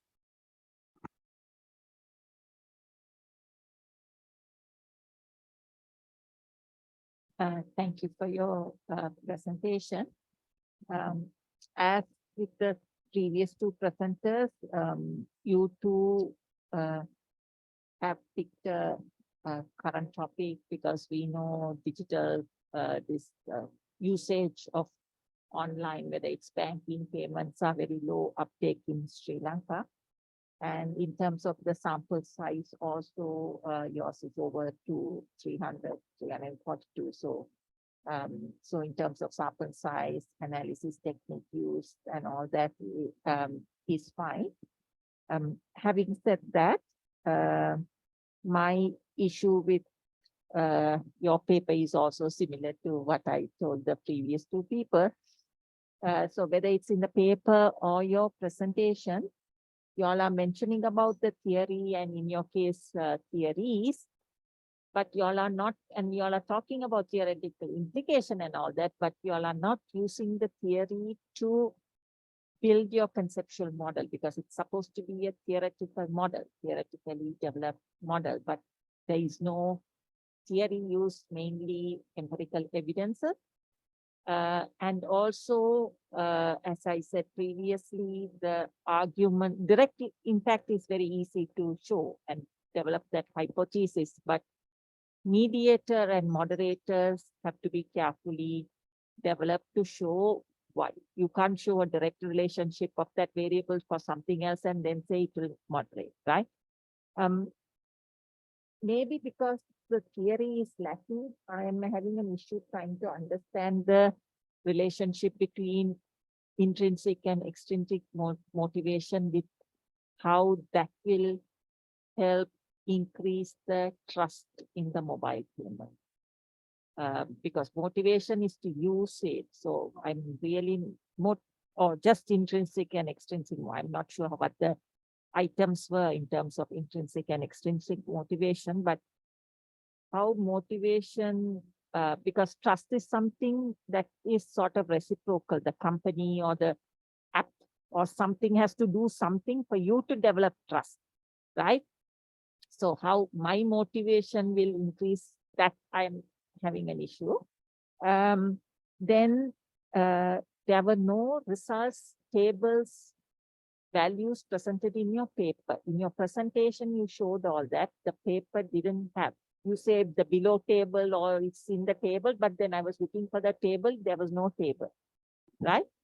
And even here, again, you show as notes, 1 asterisk is P less than what, but then you are not showing the relevant asterisk in the table. So then why do you have a note? Right? You are not really using that. Okay. I have other. So those are some of my main concerns in terms of theory, the argument development, and things like that. So I will stop with that. Thank you, Professor. It's over to you, Professor Prasadini. Thank you, Doctor. First of all, thank you very much, Satsarani, for your comprehensive presentation. These are some of the positive things. Anyway, you are trying to link organizational behavior side, motivation with consumer behavior. Anyway, it's a good attempt. Again, I have the same issue like Professor Kailasapati. How do you link this motivation with mobile payment, right? So it's a issue, but based on your questions that you have used, right? The constructor, right? Then we have to, you have to consider that anyway. I believe that you have taken correct questions, construct, right? To measure motivation. Then the next thing, according to your paper, I have gone through your paper. According to it, again, I have a issue how, even though you have mentioned the research problem, but it is better with strong, just if you are able to justify it with strong justification with evidence. And also your hypothesis, you have given hypothesis in future tense, right? It is better if you can use the present tense for hypothesis, right? When you are writing, please pay your attention on that next time. And also you can make some changes if you are going to publish a paper on this. And also, as Professor said, you have included statistical results without showing the tables. It is important, right? Otherwise, the reader can't understand anything. And also, under the discussion, actually this, your topic, what you have taken, digital literacy, increase actually usage of this mobile payments, those have increased recently with the advancement of technology. But you have highlighted, cited with obsolete research papers. For example, under your discussion, you have mentioned, what I observed here, you have cited 8 citations are there, out of which 6 citations are the same, from the same author, right? And also novelty is not there, right? You better take the recently done research related to this because it's very much related, right? For your topic. And also, then how did you select the population for the study? It's individual mobile payment users. Right, okay. the population. Okay. And I've discussed this, I've derived the sample mobile payment users mainly in Colombo district. Right. Okay. So, because it has in previous research articles, it says that mostly the people in urban areas use mobile payments. So that is why I selected. Okay, right. this. Okay. Thank you, Sarini. Wish you good luck. Okay, thank you, professors. I'll just make few comments, right? If your intention is to publish this. First of all, the topic, now you're focusing on technology-based payments, but your topic never, there's not a single word on that. So I suggest intention to use technology-based mobile payments. That's number one. Second one, what is the evidence you have to prove this topic? Research problem. Have you got a research or some statistics to say that or confirm that X amount of people have found it difficult or gone bad or they have not reconciled or whatever? Like, what's the evidence that you have? Because now, right, just think from the practical perspective, because not simply for the for the simple reason that somebody has done a research earlier, you just take that, code that, and you can't do that. You have to have solid evidence to prove that there's a genuine happening, burning research problem, right? That's number one. Number two is, now phone has become an essential item. So you're compelled to make the payment, whether you're motivated or non-motivated, right? Sometimes you have to have inner motivation, right? That's number two. Then also, now, in your report, in your thesis, did you really mention the managerial significance? Okay, that is there, right? Okay, so now you are linking that to this. Okay, then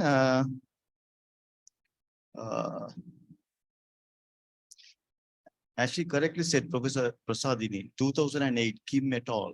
That time e-payments are so obsolete or outdated. This is 2022, after 14 years. So you should have looked for some recently published journal articles for that to justify. Also, you mentioned about self-determination theory. So what is the significance of that? Trust transfer is all right to a certain extent, though it's not so right appropriate, but self-determination, how do you relate that? It's the motivation theory I've used, sir. Because in my study, my framework, I used intrinsic motivation, extrinsic motivation, and also the intention. So these three concepts discussed in that theory, self-determination theory. As Okay, what was the sampling method that you used? Purposes. Purposely, okay, because only 30%. Now this is for postpaid, is it? Or prepaid? No, the mobile payments, what do you mean by mobile payments? It's not, it's all banking and all the mobile the payments that individuals so do then using a mobile.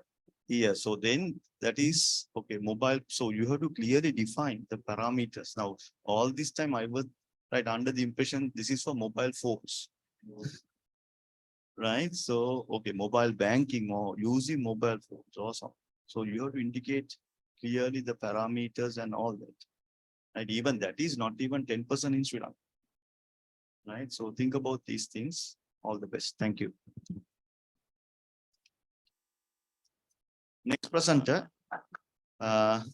is HWR Nivartana. The topic is destination personality, self-congruity, destination psychological ownership on revisit intention, a study on domestic tourists in Sri Lanka.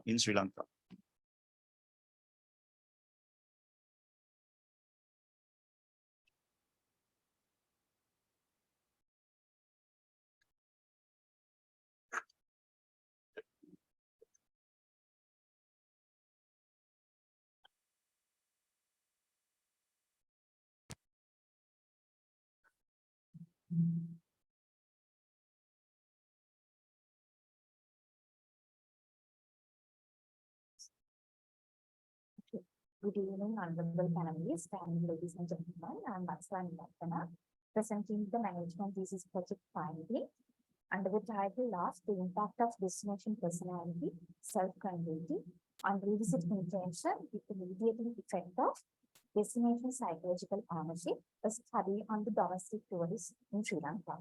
So this is the outline of my presentation. So, as we all know, tourism industry is the third largest foreign exchange earner before the COVID-19 pandemic. And also this tourism industry made up about 5% of Sri Lanka, $87 billion economy. According to Sri Lankan Tourism Development Authority in 2016, approximately 6 million Sri Lankan travels within the country as domestic tourists, while only 1 million foreigners are visiting as tourists. So that is a significant amount of domestic tourists traveling within the country. In 2019, domestic travel and tourism spending for Sri Lanka was 471.6 billion.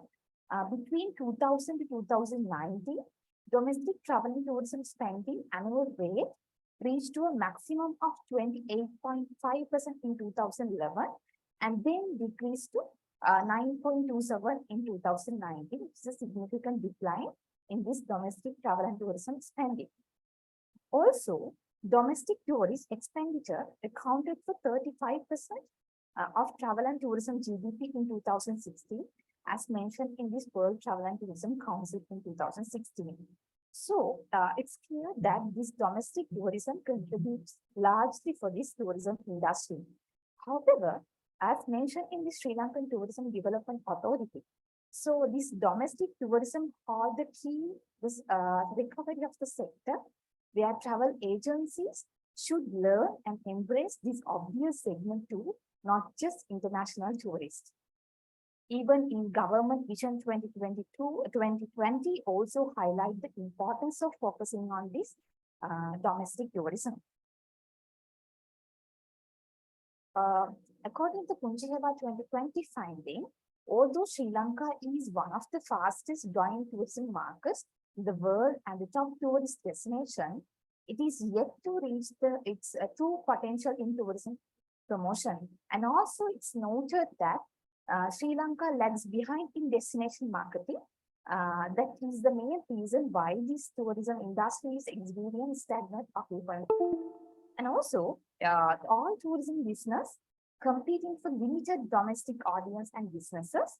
So travel and tourism organizations should spend their time to create tailor-made message to domestic travelers. And also, in this context, tourist favorable behavioral intention is really important to make relevant strategies for destination in order to achieve competitive advantage. Therefore, it is necessary to analyze phenomena of tourist behavioral intention and utilize these findings to promote domestic tourism. So this was the performance gap of my study. Moving to the empirical gap. So this destination personality scale basically examined in different contexts, but those who have studied, so they recommended to examine from a cross-cultural perspective, since these destination personality dimensions are culturally specific. And also, even though some studies have looked into the impact of destination personality on visit intention in this global context, according to the best of the researchers' knowledge, there were no studies have looked into this destination personality in Sri Lankan context that was identified as the empirical gap. So when it comes to theoretical gap, so the fundamental theory behind this study was the theory of self-congruity, which explained the consumer tendency to buy the product and services of the personalities which match with their personality. So according to this theory of self-congruity, which has 4 dimensions, so including actual self-congruity, ideal self-congruity, social self-congruity, and ideal social self-congruity, which are frequently associated with explaining and predicting the consumer behavioral intention. So though many studies have studied this theory of self-congruity in consumer behavior context, there were only limited studies on in the context of tourism research. And also, those who have studied this theory of self-congruity in tourism context found that tourists often have intention to visit the destination if the destination personality characteristics are congruent with their own personalities. So, however, the further research should be conducted in different tourism destinations in order to promote a stronger understanding of this theory of self in tourism context, according to the recent article of Young et al. 2021. And also, not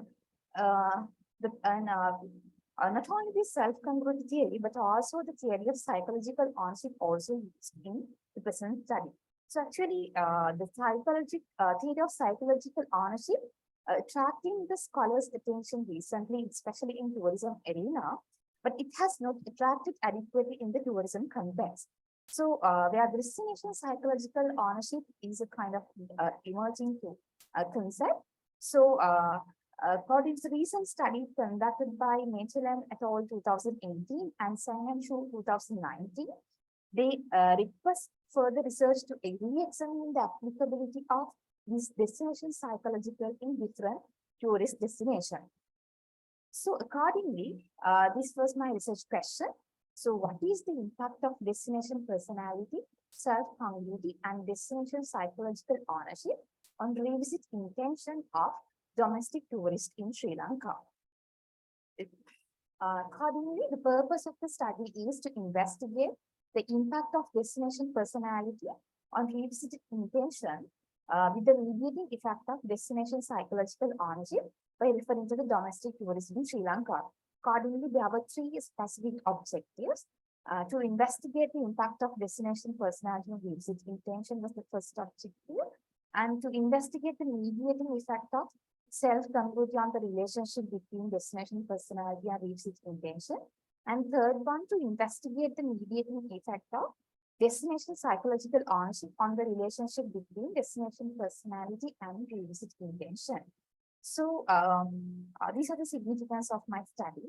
When it comes to theoretical significance, so the present study focuses on studying the theory of self-congruity and theory of psychological ownership in the context of tourism arena, which will do some new addition to this those two theories. When it comes to managerial significance, this study will provide insights to the travel and tourism organization in order to promote the domestic tourism. And in this study, there were seven hypotheses formed. The first one is a destination personality impacts on revisit intention. Second one is the destination personality impacts on self-congruity. Third one is self-congruity impacts on revisit intention. Fourth one is self-congruity mediates the relationship between destination personality and revisit intention. The fifth one is destination psychological ownership impacts on revisit intention. Then the sixth one is destination personality impacts on destination psychological ownership. And seventh one is destination psychological ownership mediates the relationship between destination personality and revisit intention. So all these hypotheses were formed based on the literature. So this is the conceptual framework of my study. So accordingly, excuse me. So destination personality is the independent variable. As you can see, self-congruity and destination psychological ownership are the mediating variables, and revisit intention is the dependent variable. So this is the methodology of my study. So the overall study design is positivistic quantitative study. Structured self-administrative questionnaire was used as the survey instrument. To analyze the data, SPSS and Smart PLS was used. The unit of analysis was individual level. The population consists of the domestic tourists who have visited Kandy district in Sri Lanka, and a sample of 355 domestic tourists who have visited Kandy district, Sri Lanka has used as the sample using judgmental sampling and convenience sampling method. This is the operationalization part. And this is the summary of the survey data. Accordingly, 380 questionnaires were distributed and 350 questionnaires were used for data analysis purpose. So when it comes to data analysis, initially a pilot study conducted with 35 respondent feedbacks, and then all the data after collecting 351 questionnaires. So all the data was screened initially with the support of SPSS software, and accordingly all the reliability validity test and multivariate assumptions were tested, and then data were fed for a smart PLS, and rest of the analysis were conducted using the smart PLS. So as we know in smart PLS, so there are two major analyses: the assessment of measurement model and the assessment of the structural equation model. So this is the structural equation model. So as you can see, there are higher order factors and low order factors. For these higher order and low order factors, the normality, reliability, and validity tests were separately conducted, and then an assessment of structural model conducted using path coefficient analysis. So the coefficient of determination R squared value here is 0.473, hence 47.3% of revisit intention is explained by this model. And among the 7 hypotheses, there was 5 hypotheses tested direct effects. So as you can see here, using path coefficient values and p-value tests, so all the hypotheses were supported. For an example, H1 is to measure the destination personality impact on revisit intention. So here path coefficient value is among the +1 and -1, and also p-value is less than 0.05 at a 95% confidence level. So therefore, this hypothesis was supported. Likewise, all these 5 direct hypotheses were supported. When it comes to mediating impact, there were 2 mediating impact to be tested under this study. So initially, according to the Hare et al. So first, when we are testing mediating effect, first direct effect should be satisfied and significant. Then only we can add the mediator and test. So here also, as you can see, the direct effect was tested, and then later mediator variable added, and the partial, according to this analysis, a partial mediation of self-congruity on the relationship between destination personality and revisit intention was observed. Similarly, with regard to the 7 hypotheses, to measure the mediating impact of destination psychological ownership with the relationship between destination personality and revisit intention, they are also a partial mediation of destination psychological ownership has been observed. So when it comes to the discussion part, according to the first hypothesis, the destination personality impact on revisit intention. So similarly, Etnici and Hansini 2006 finding compatible with the findings of the present study. And also when it comes to second hypothesis, which is destination personality impact on self-congruity, so it found that there is an impact of destination personality on self-congruity, which is compatible with the findings of previous literature of Hung et al. 2017 and Sok and Bozak 2019 findings. When it comes to third hypothesis, self-congruity impact on revisit intention, this is also supported by the previous studies.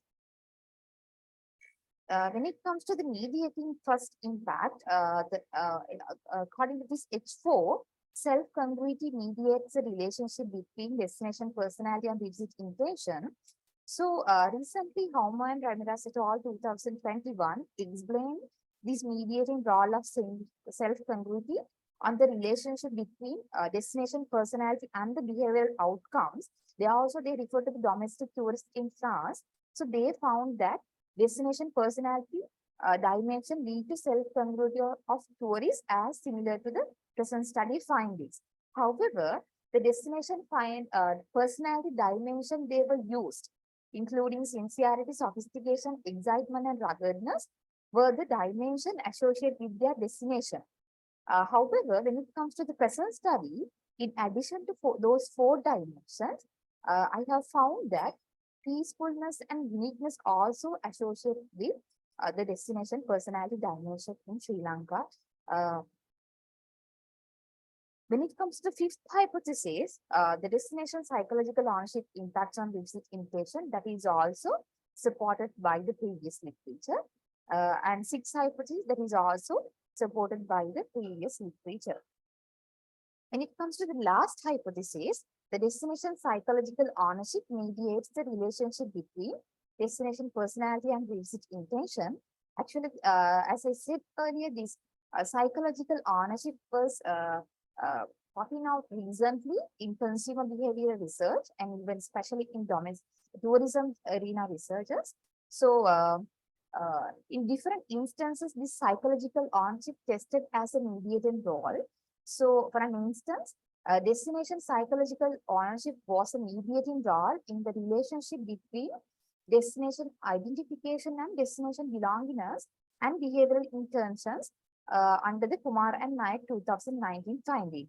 Similarly, under the study of Liu 2020, psychological ownership was the mediating role in the relationship between perceived justice and environmental responsible behavior. So here also, I found that a mediating role of destination psychological ownership on the relationship between destination personality and visit intention with regard to the tourism context. So these are the theoretical complications. So as I said earlier, the theory of self-congruity has not been adequately tested in the travel and tourism research. The present study focused on incorporating domestic tourists and measure the self-congruity in the travel and tourism literature.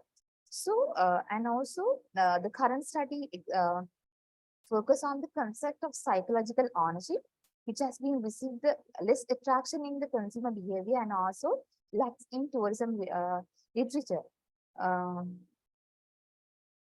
And also importantly, the present study found that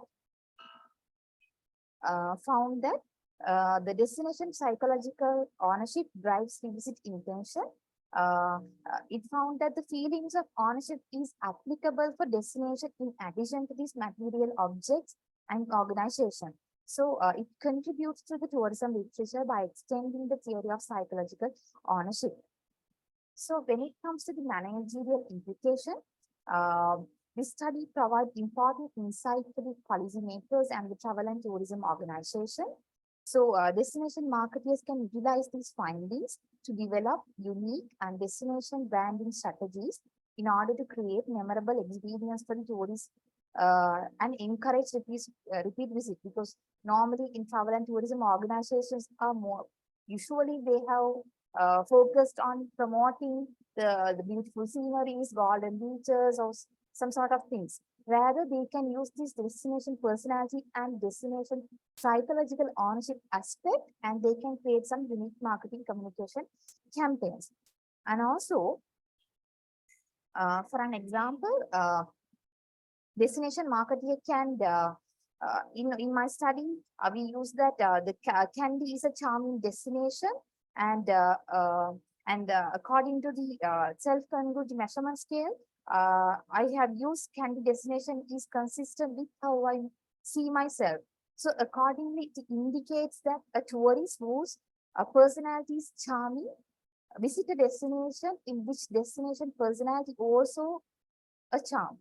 So likewise, destination marketer can implement unique marketing communication campaigns, including advertisement, branding, destination brand building campaigns.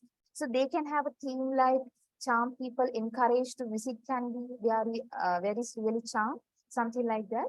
And also by utilizing the findings of this tourist sense of psychological ownership, marketer can generate kind of psychological ownership like Kandy destination is ours for the domestic tourists who visit Kandy destination by just providing unique or original facilities which are inherent to the Kandy destination. Okay, Nivatana, time is up.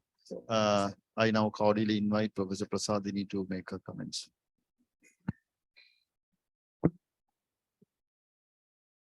Thank you, Nivartana, for your presentation.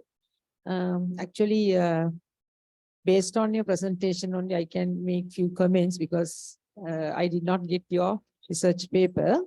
So this is research related to travel and tourism research. So according to what I have seen here, In your research, you have taken as a sample who visited Kandy district. Is it Domestic tourists who have visited Kandy. right? Okay, domestic tourists who have visited, but you have not incorporated that in your research topic. It is better if you can mention, right? Otherwise, the reader can't understand that what you have done in your research. And also another thing, you have not mentioned the working definitions. Actually, we are laymen for this, right? Can't understand anything. The variables that you have taken, it is better if you have if you are able to include the definitions as well. Then I have another question. How did you identify the sample for this study? So actually, here the destination I selected was Kandy. So using judgmental sampling, so it actually the way I have conducted this question, collecting this data was actually so I have selected few places around the Kandy where the tourists are mostly attractive. So all these data have taken from the Sri Lankan Travel and Tourism Organization website, and I have identified the places where the most of the domestic tourists are attracted. According to I went there and issuing these questionnaires and collected the data. Right. Yeah, okay. Right, okay. Thank you. Wish you good luck. It's over to Professor Pavitra. Thank you, Nivartana.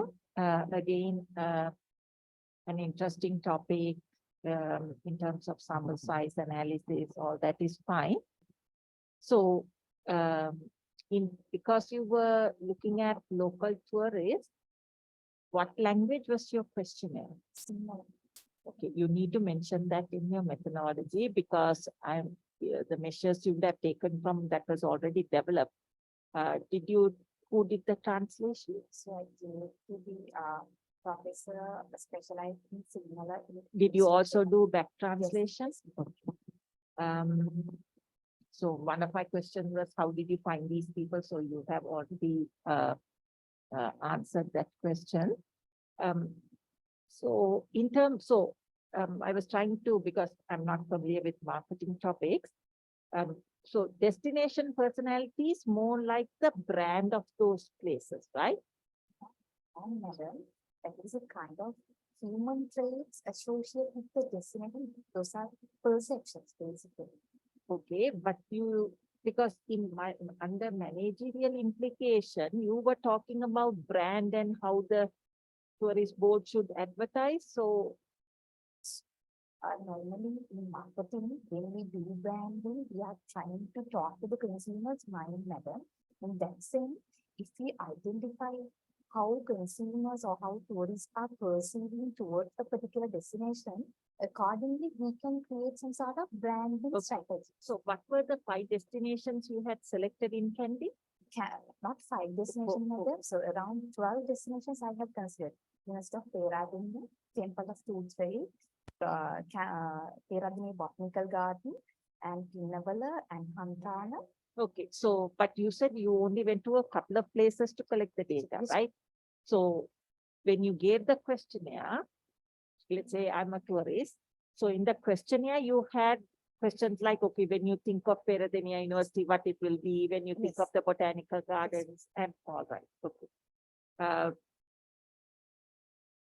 Because I was, as she said, we only had the abstract, and when you had all these practical implications, I was really trying to see how, because study was based on the tourists, but your implication was for the tourist board and those type of places. So how can they address self-congruity, this destination psychology, ownership, and all that? I was trying to see how because it's not something for us to do as tourists. No, it was something for them to do. So that implication, I was wanting more concrete things, recommendations that they can do, trying to, in order to sort of apply what you had found. So those were some of my comments. Okay, thank you, professors. And I don't want to make any comments due to conflict of interest. Actually, I was the first supervisor, but I was not in the country subsequently. So she moved to another supervisor. So having done my PhD in corporate governance, I have to practice what I preach. So due to conflict of interest, I won't make any comments. Thank you, Nimartana. Okay, final presenter, THYD Tilakaratna. The topic is the impact of intellectual capital on exploratory innovation activities and the role of absorptive capacity in tea manufacturing export industry of Sri Lanka.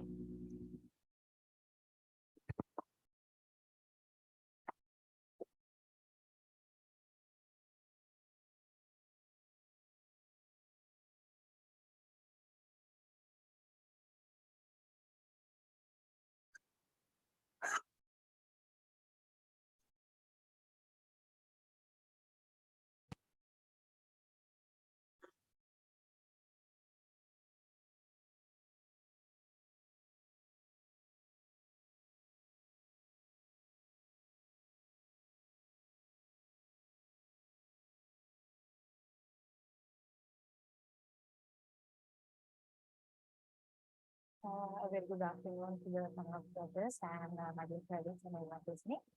My name is Shani Tilakaratna and today I'll be presenting my research study on impact of intellectual capital on exploratory innovation activities and the role of absorptive capacity in tea manufacturing export industry of Sri Lanka. Moving on, this will be the flow of my presentation for today and I'll be starting with the research problem. Focusing on the performance gap first. When we look at the study of Subramanian and Yon in 2005, they have stated that innovations are the driving force behind the new product development in the export portfolios in a country. And if you look at the export scenario of Sri Lanka, it can be seen that in 2019, there has been a negative 0.52% development in the area. And it's worthwhile to note is that 12% of Sri Lanka's exports are resulting from tea industry. And according to Tea Exporters Association in 2020, the Sri Lankan tea industry has been showing declining trends in revenue and market share in past years. And according to the study of Sachitra and Kumarasinghe in 2015, the decline is majorly because of lack of product in the new product innovations in the export portfolio. That is basically we are just exporting black bulk tea and nothing else. Like there were like little brands, but basically bulk tea. And if you look at the Sri Lankan context through the global innovation, Sri Lanka is ranked at 95th place for 2021.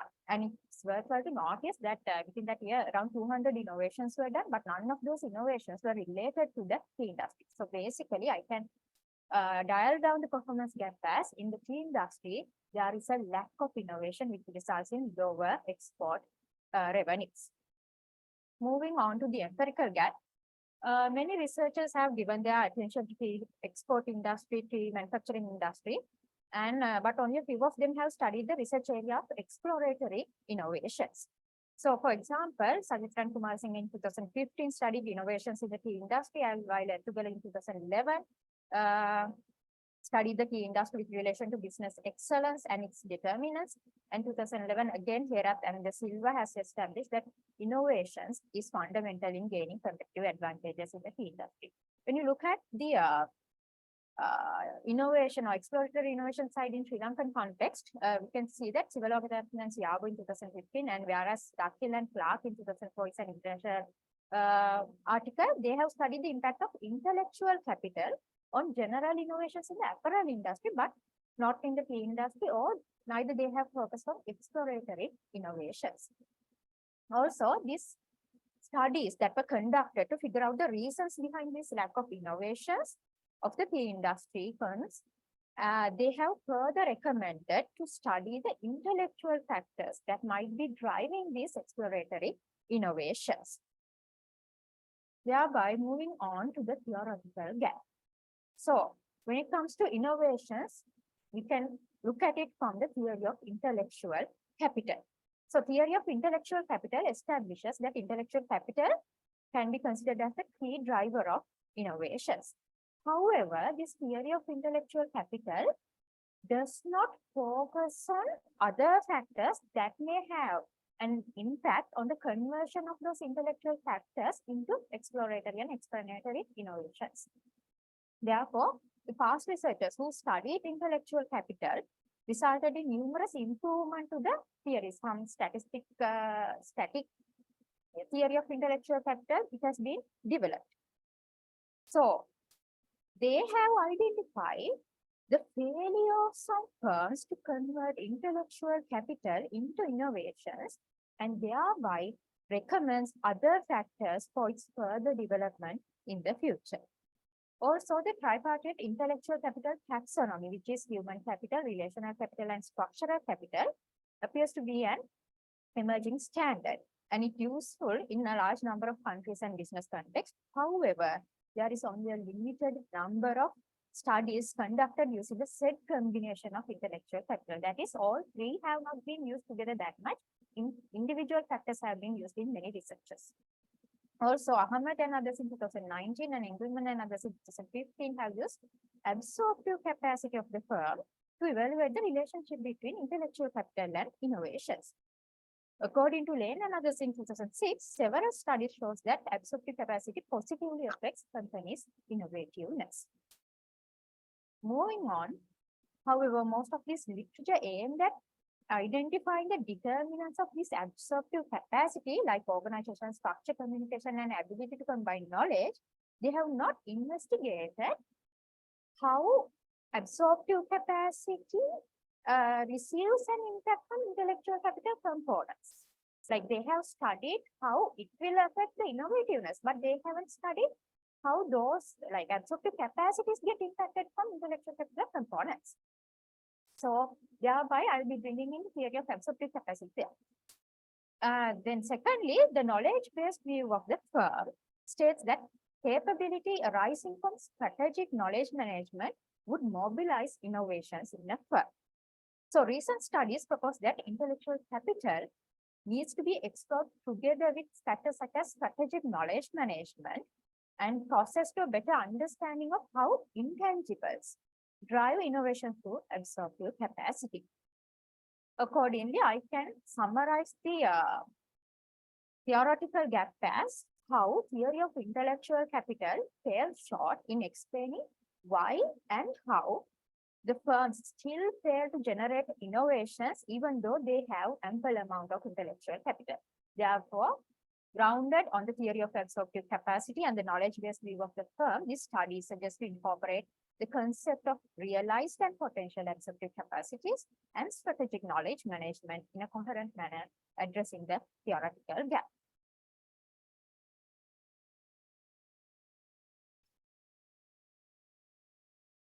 Moving on to the purpose and the objectives of the study. The purpose of the study is to investigate the impact of intellectual capital on exploratory innovation activities with the mediating role of absorptive capacity and the moderating role of strategic knowledge management. Thereby, these three specific objectives were formed. First one is to identify the possible factors driving exploratory innovation activities.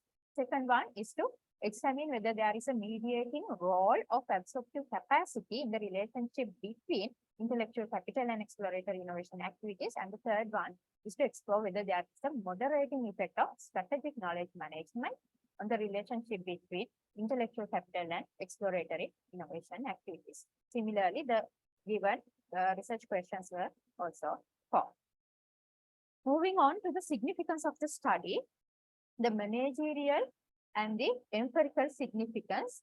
So, focusing on the managerial and empirical significance first, the outcomes of the studies are expected to offer insights to the managers, especially in the tea industry, to explore more on the innovation sides. And it would also help to bring optimum utilization of this intellectual capital and absorptive capacity of a firm to generate more exploratory innovations. And also, finally, the relevant policymakers, responsible government parties, and private sector institutes will be able to get insights to develop framework and policies for the Sri Lankan export sector. And also, the study addresses the lack of empirical studies, as I mentioned before, on the relationship between intellectual capital and exploratory innovations. along with the consideration of other possible factors affecting, especially in the context of the industry of Sri Lanka. Since we are focusing on an export industry, we'll be able to apply these findings to other export industries as well, such as apparel. And looking at the theoretical significance, study obviously contributes to the extending theory by extending the theory of intellectual capital.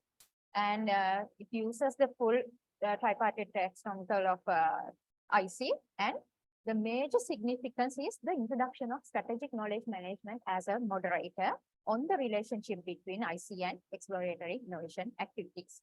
And for the best of researchers' knowledge, this combines two important theories, theory of intellectual capital and theory of absorptive capacity by examining innovation with an extension of moderator on the TIC towards innovations, which has not been done before like that. So in order to achieve the said objectives, I have developed 18 hypotheses. So due to the time limitation, I won't be going through each and every hypothesis. I'll explain them through the my conceptual framework. So here you can see from hypothesis 1, 2, 3, 4, 5, 6 through 7, and hypothesis number 12, 13, and 14, they are all coming from theory of intellectual capital, where I have used the three variables of theory of intellectual capital, going towards the direct relationship to the exploratory innovation activities. And thereafter, I mentioned that I will be bringing in theory of absorptive capacity. So through that, I have brought in realized absorptive capacity and potential absorptive capacity, where I have developed hypothesis number 8, 9, 10, and 11. Then moving on to the knowledge-based view of the firm, I have brought in strategic knowledge management as a moderator. And there I have brought in hypothesis number 15, 16, 17, and 18 with a moderating impact on the relationship between intellectual capital and exploratory innovation activities, and through the elements of intellectual capital going towards exploratory innovation activities.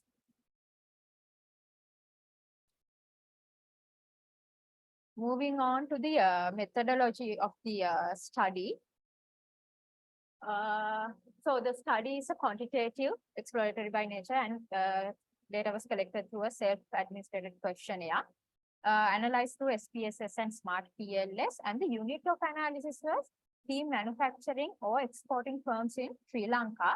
Since the unit of analysis is not a live element, I used the respondent as production managers or research and development managers of the firm. The population was taken as all the tea manufacturing exporting firms in Sri Lanka, and sample was 250 firms. And I used the sampling method of convenience.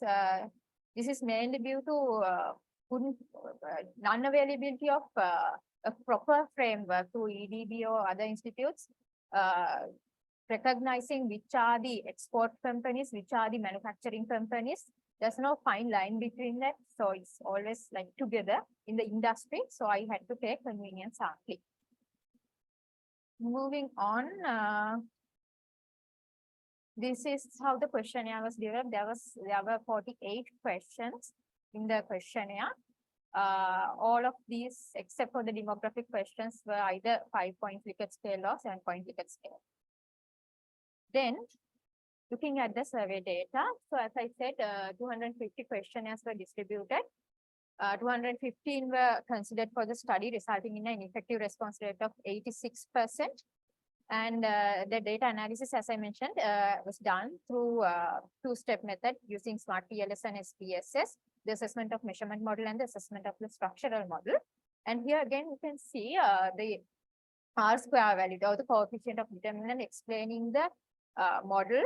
So the result yielded 18.5%, which means the value for exploratory innovation activities are being explained by the model to an extent of 18.5%. Moving on to the data analysis. I have shown here hypothesis 1 through 14, except hypothesis 10 and 11. 10 and 11 focused on the mediating impacts. So hypothesis 1 to 14, all direct relationships, they were all supported with significance values less than 0.05. Looking at the moderating and mediating impact, the hypothesis 10 and 11 focusing on the mediating impact resulted in a partial mediation, and the hypothesis 15, 16, 17, and 18 focusing on the moderating impact of strategic knowledge management were all supported with p-values less than 0.05. Moving on to the discussion of the study. So, as I mentioned, there were 3 objectives. The first objective was to identify the possible factors driving exploratory innovation activities. There, I used 4 hypotheses, hypothesis 1, 12, 13, and 14.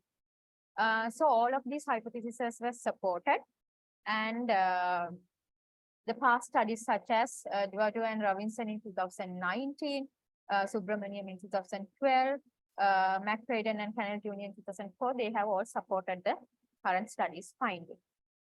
Then, moving on to hypothesis number 2, objective number 2, the hypothesis number 2, 3, 4, 5, 6, 7, and 8, 9, along with 10 and 11 were focused on achieving objective number 2. So all of these hypotheses were supported, resulting in partial mediation effect. Then, looking at hypothesis number 15 to 18, focusing on objective number 3, the moderating effect of strategic knowledge management, those were also supported with the help of the analysis, and past studies also provide similar findings. Moving on to the theoretical implication of the study. So the study aimed to extend the existing literature on the cause of lack of innovations by focusing on an exploratory intellectual capital elements, absorptive capacities, and strategic knowledge management of firms. And as I said, this combines the prominent 3 elements of theory of intellectual capacity, capital, and absorptive capacity on the basis of innovations of a firm, and therefore it contributes to the current literature by providing more rigorous theoretical explanation, and also by providing the basis for requirement of a mediating factor between intellectual capital elements and innovations. And according to the results yielded, the current study was able to contribute to the limited body of literature focused on absorptive capacity and innovations by providing the absorptive capacity is in fact needed for the creation of innovation, as it allows firms to properly utilize its intellectual capital elements. Also, it was observed that the reason why some firms still fail to create innovations with the presence of intellectual capital has been rarely considered in the past. So, strategic knowledge management, which was brought in as the moderator, has been rarely studied with these said elements, and therefore we can say that intellectual capital elements in theory of intellectual capital towards absorptive capacity leading to innovations can definitely benefit from having strategic knowledge management strategies in the organization. Moving on to the managerial implications. So the study will be providing leading implications on utilizing the organization's ability to identify, assimilate, transform, and use external knowledge along with the intellectual capital and strategic knowledge management to the managers. And therefore, this would further allow formulating of strategies that would allow them to gain higher export revenue and international market share through innovations. And since it was confirmed that intellectual capital has an impact on the firm's absorptive capacity, this research would make managers realize the importance of investing in creating better human capital, better relational capital, and better structural capital within their firms. Also, the proposed study framework can be used as a guide, especially for the tea industry, to understand the impact from the intellectual capital and absorptive capacity when boosting exploratory innovations of their business organizations. Also, The findings of the study would be an indicator for the responsible institutions to develop frameworks to provide the policy support to uplift the tea industry to innovations driven by utilizing intellectual capital. Focusing on the limitations and the future research directions, since the study is aimed at one specific industry only, which is tea industry, it's limited contextually and geographically. And study used convenience sampling as the sample method, and certain firms in the target demographic may have been underrepresented. And data relating to various variables were acquired from the same source, which may contribute to same source bias.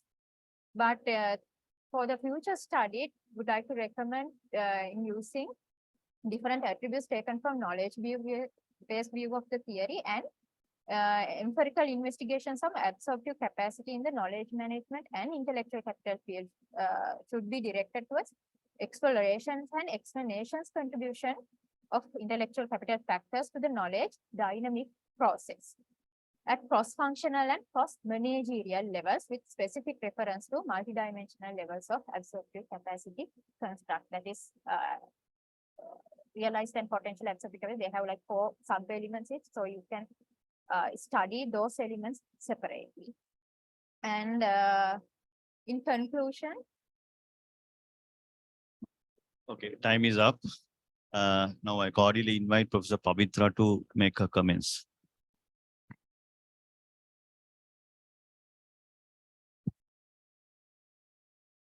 Thank you for your presentation. I know tea industry is an important industry for foreign income as well, and our exports are, we are losing the market with Russia and all the war and all that. So it's an area that is of interest. Can you, in layman's term, tell me what exploratory innovation activities are? innovations can be divided into 2. Radical innovations and incremental innovations. So basically, exploratory innovations are radical innovations. That means you are doing something entirely new, something that has not been done before. Like it's not a simple improvement in an existing thing. It's a totally Okay, new is that really happening? Is that really happening in our tea industry? reality. Okay. So in terms of, did you present any mean values for the what they said when they completed the questionnaire for exploratory innovative? Because when you know it's really happening, I just want to know when they filled the questionnaire, what was the mean value? I didn't include the mean value with the presentation, ma'am. But you would have calculated, Yeah. no? What was it like in the range? Was it a 1 to 5 scale you used, or what was the mean? For exploratory innovation, yes, 1 to 5. Like it was mostly like the news was like 3. They're like Because my issue is if that sort of innovation practices are not happening, because we know our tea industry is so low, whether it's process innovation, product innovation, it's not that much happening. So in your sample, if those companies are not really doing any innovation, whether it's radical or whatever, you won't see the variation. If there is no variation, when you do your regression, SEM, whatever, there'll be an issue with your analysis. But that's why I was also surprised all your hypotheses were supported.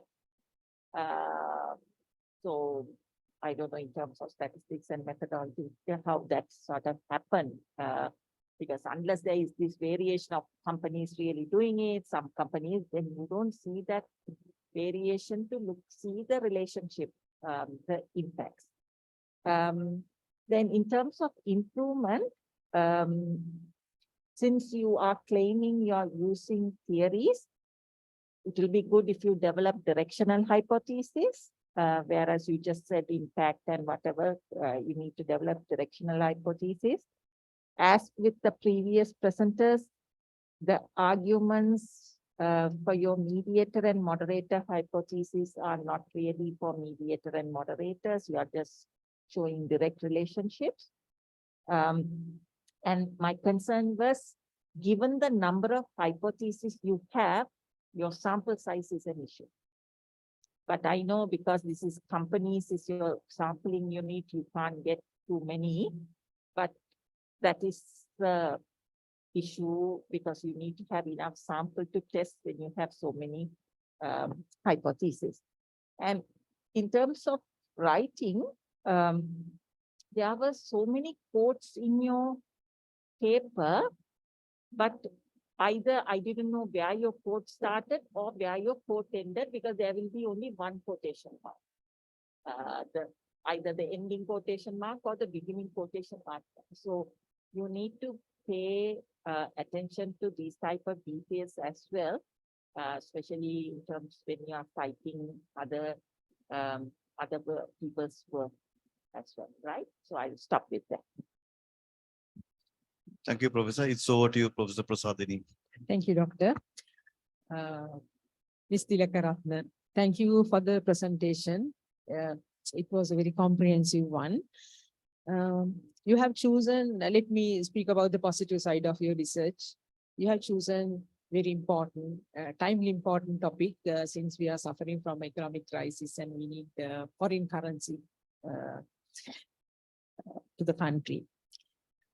Based on my observations, and also you have justified your problem by giving enough evidence. I highly appreciate it. Just for improvement purposes, I would like to make few constructive comments.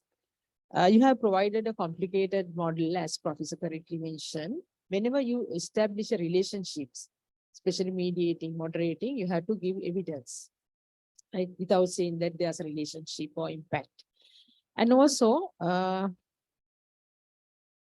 next one, when it comes to your sample, you have mentioned that you have taken 250 out of how many companies? That's the issue.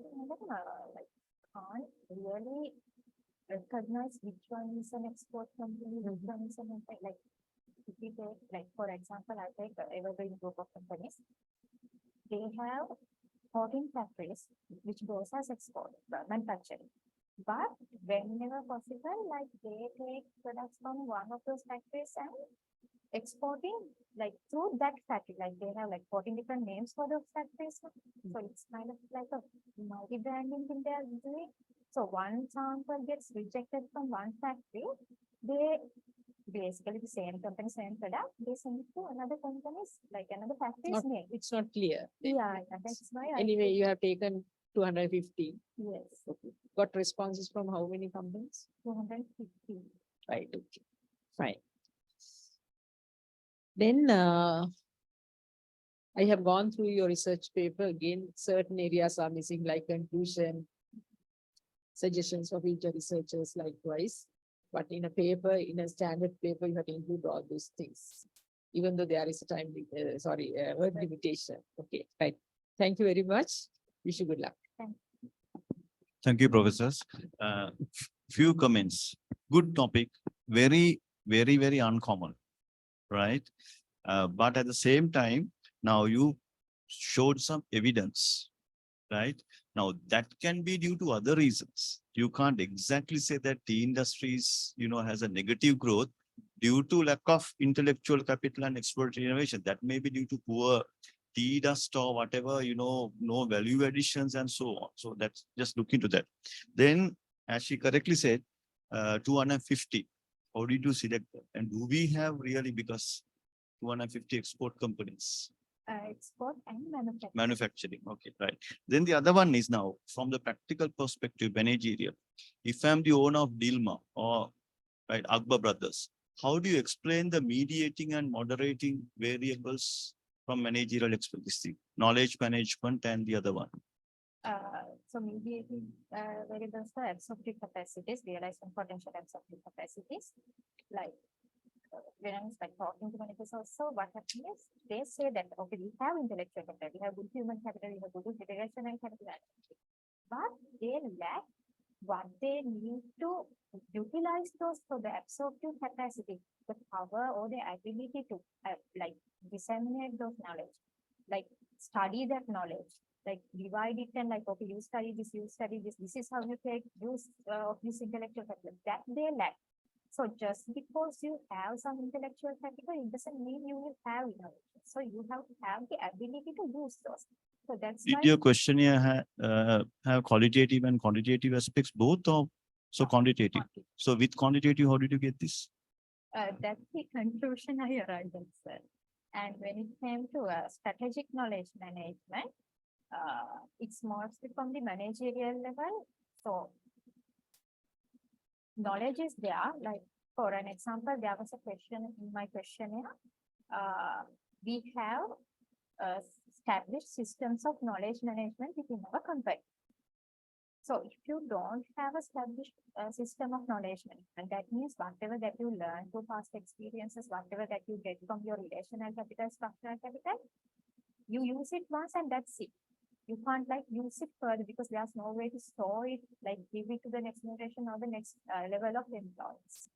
Okay, okay. Thank you very much. Thanks a lot.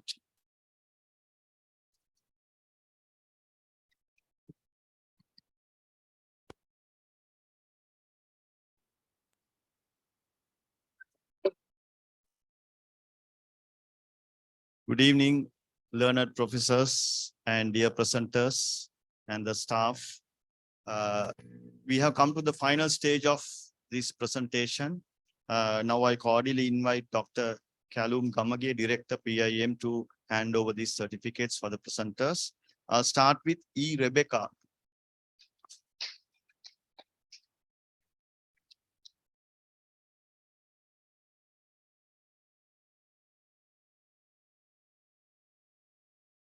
Second presenter is not here. She will collect the certificate later.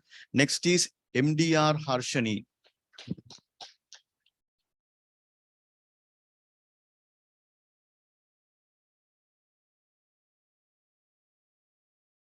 Third presenter, HWR Nivartana.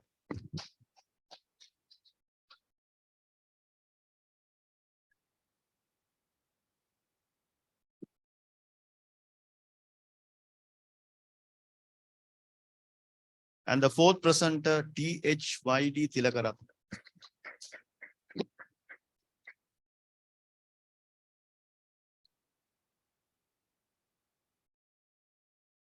Also, I cordially invite Director Dr. Kalum Gamage to hand over these two tokens to our learned panelists. I'll start with Professor Pavitra Kailasapati.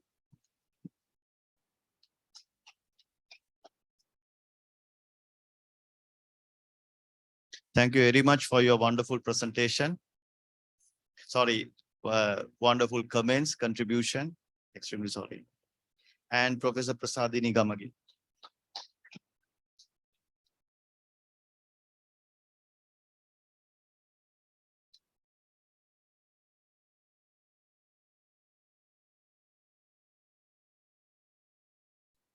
Thank you very much. Here. We'll take a group photograph.